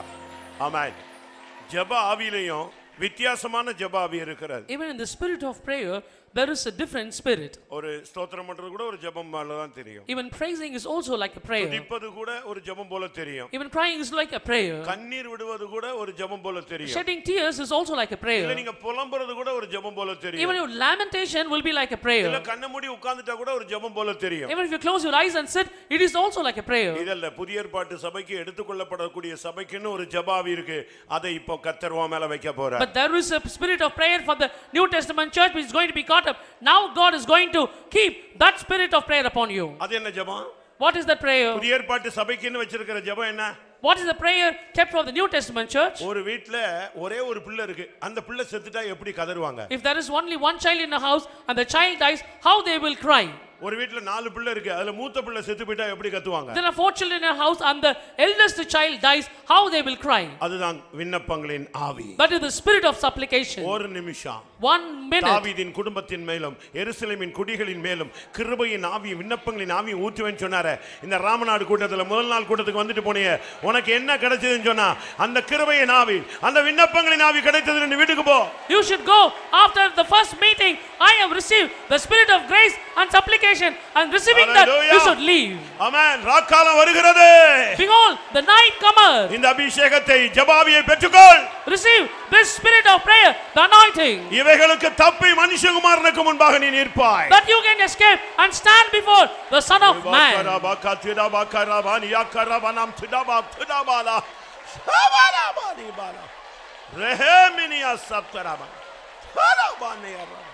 Hallelujah, hallelujah, hallelujah. Jesus, Jesus, Jesus. Ramene saba hatura mena habina mana ribana saba katura. Amen, amen. நான் ஒரு தரிசனம் போல ஒன்றை உணர்கிறேன். I am experiencing something like a vision. அதாவது ஊழியத்துக்கு எடுக்கும்போது சீஃப் பாஸ்டர் அப்படி கிராஸ் பண்ணுவார், வரிசை ஒவ்வொருவரையும் டச் பண்ணிட்டு போவார். During the workers ordination, the chief pastor will come and he will touch one by one. அதுபோல ஒரு நபர் இந்த இடத்துல ஒரு சிலரை டச் பண்ணிட்டு கிராஸ் பண்ணி போறார். I am seeing a person crossing here, like touching some people here. அவங்க மேலெல்லாம் புதிய ஏற்பாட்டு சபையினுடைய அந்த ஜெப ஆவி இப்பொழுது அமர போகிறது. Now the spirit of the prayer of the New Testament is going to rest now. நீ எங்க இருந்தாலும் அவர் இப்போ உன்னை டச் பண்ணுவார். Wherever you are, he will touch you now. ஆமென். இப்பொழுதே அந்த அனுபவத்தை பெற்றுக்கொள். Right now receive that experience. ஏமா ஹபிலா நியா சஹத்தரா நியாபானா ஹபினா மாரா ஐனா சேகரா ஹத்தரே மெனா ஹபினா ரியானா ஐனா மெனஸ்தா ஹாலி அரபானா இபக்கரபலா கதிடி பிகரபா கதிடமானா ஷபலா ரேமெகர ஹதனே அப்சதனே மெஹலாய் நிஸ்தானியாரா நெமேஸ்தே ஹபியா ரெனிஸ்தாமா ஹரியானியா ஸ்தாயினா மௌஸ்தாமா. ஆமென். இந்த கூட்டங்கள் வியாழக்கிழமை வரைக்கும் நடக்கும். This meetings will continue to happen till Thursday. நாளைக்கு கொஞ்சம் சீக்கிரம் வாங்க. Tomorrow come little early. 7 o'clockல மெசேஜ் ஸ்டார்ட் ஆகும். The message will start by 7 o'clock. ஆமா, நாளைக்கு நீங்க வேலைக்கே போகாம இங்க இருந்தாலும் கூட நல்லதுதான். It will be better tomorrow if you be here without going to work. தூரத்துல இருந்து சமீபத்துல வந்திருந்தாலும் சரி, மத்தியானத்துக்கு மேல லீவ் போட்டு லாபமா இருக்கிறவைகளை கிறிஸ்துவுக்கென்று நஷ்டம் என்று விட்டு நீங்க எல்லாரும் சத்தியத்தை வாங்க வாங்க. Whether you come from here or nearby or far away places, but consider what is profit to you as loss unto Christ and come to the meeting. சத்தியத்தை வாங்கு என்று வேதம் சொல்லுகிறது. The Bible says, buy the truth. அதுக்காக நம்ம எவ்வளவு செலவழிச்சாலும் தடை கிடையாது. It is no matter how much we spend, nothing wrong about it. ஊழியக்காரங்க கூட போனா ஜனங்களோட திரும்பி வருவீங்கன்னா போய் ஜனங்களை அழைத்து கொண்டு வாங்க, சத்தியத்தை கேளுங்க. Even the servants of God, those who are going, you should go and come back along with the people, hear the truth. தொடர் கூட்டங்களை கர்த்தர் பொறுப்பெடுக்க முடியாது. ஸ்தோத்திரம் பண்ணுவோம். That the Lord may undertake the continuous meetings. Praise God. ஸ்தோத்திரம் ஸ்தோத்திரம் ஸ்தோத்திரம் ஸ்தோத்திரம் ஸ்தோத்திரம் ஸ்தோத்திரம் ஸ்தோத்திரம். நம்முடைய ஆவியாத்மா சரீரத்தை கர்த்தருடைய கரங்களில் ஒப்புக்கொடுத்து ஸ்தோத்திரம் Let us yield our spirit, soul and body in the hands of God and praise God. பிதா குமாரன் பரிசுத்த ஆவியானவருக்காய் ஸ்தோத்திரம் For the பண்ணுவோம். Father, Son and the Holy Spirit, let's praise God. எங்களை அதிகமாய் நேசிக்கிறதான பரிசுத்த பிதாவே, நன்றியோடு துதிக்கிறோம், ஸ்தோத்தரிக்கிறோம் சுவாமி. இந்த ராமநாடு தேசத்தை நேசித்து, இந்த ஊழியத்தை நேசித்து, இந்த தேவ ஜனங்களையும் தேசத்தை ஜனங்களையும் நேசித்து கத்தாவே நீ இறங்கி இந்த மகிமையான வெளியேற பெற்ற ஒரு விசேஷித்த வேதபாட கொடுத்து தந்தபடியினாலும் ஸ்தோத்திரம். எங்களோட பரிசுத்தவங்களை, எங்களோட அருமையான பரிசுத்தவங்களை தேவட தாசர்களை கொண்டு வந்தபடினாலும் ஸ்தோத்திரம். எங்களை ஆசீர்வதித்தபடினாலும் ஸ்தோத்திரம். பரலோகத்திலிருந்து உம்முடைய வல்லமையுள்ள வார்த்தையை எங்கள் மத்தியில் வெளிப்படுத்தினபடினாலும் ஸ்தோத்திரம். ஆண்டவர் உம்முடைய கிரியை செய்து முடிப்பதே போஜனமாயிருக்குன்னு சொன்னது போல ஆண்டவருடைய உம்முடைய மகா பெரிய கிரியை நற்கிரியை செய்யும்படியே நாங்கள் சிருஷ்டிக்கப்பட்டிருக்கோம். ஆண்டவர் இதோ உங்கள் மீட்பு சமீபமாக இருப்பதுனால் உங்களை தலைகளை உயர்த்துங்கள் சொன்னது போல இந்த கடைசி காலத்தில் வந்து நாங்கள் பூமி அல்ல உம்மை மாத்திரம் நோக்கி பார்த்து உம்முடைய மகிமையின் ராஜ்யத்தில் காணப்பட உதவி செய்யும் ஆண்டவரே. அந்த விசேஷித்த ஜெப ஆவியினால் வேறுபாட்டு ஜீவியத்தினால் ஒவ்வொரு நிரப்பும்படியா ஜெபிக்கிறோம். தொடர்ந்துள்ள கூட்டங்களை பொறுப்படும், பரிசுத்தவான்களை பலப்படுத்தும். இப்படி நாளுக்கு நீங்கள் ஒவ்வொருவரையும் ஆயத்தமாக்கும். இயேசு மூலம்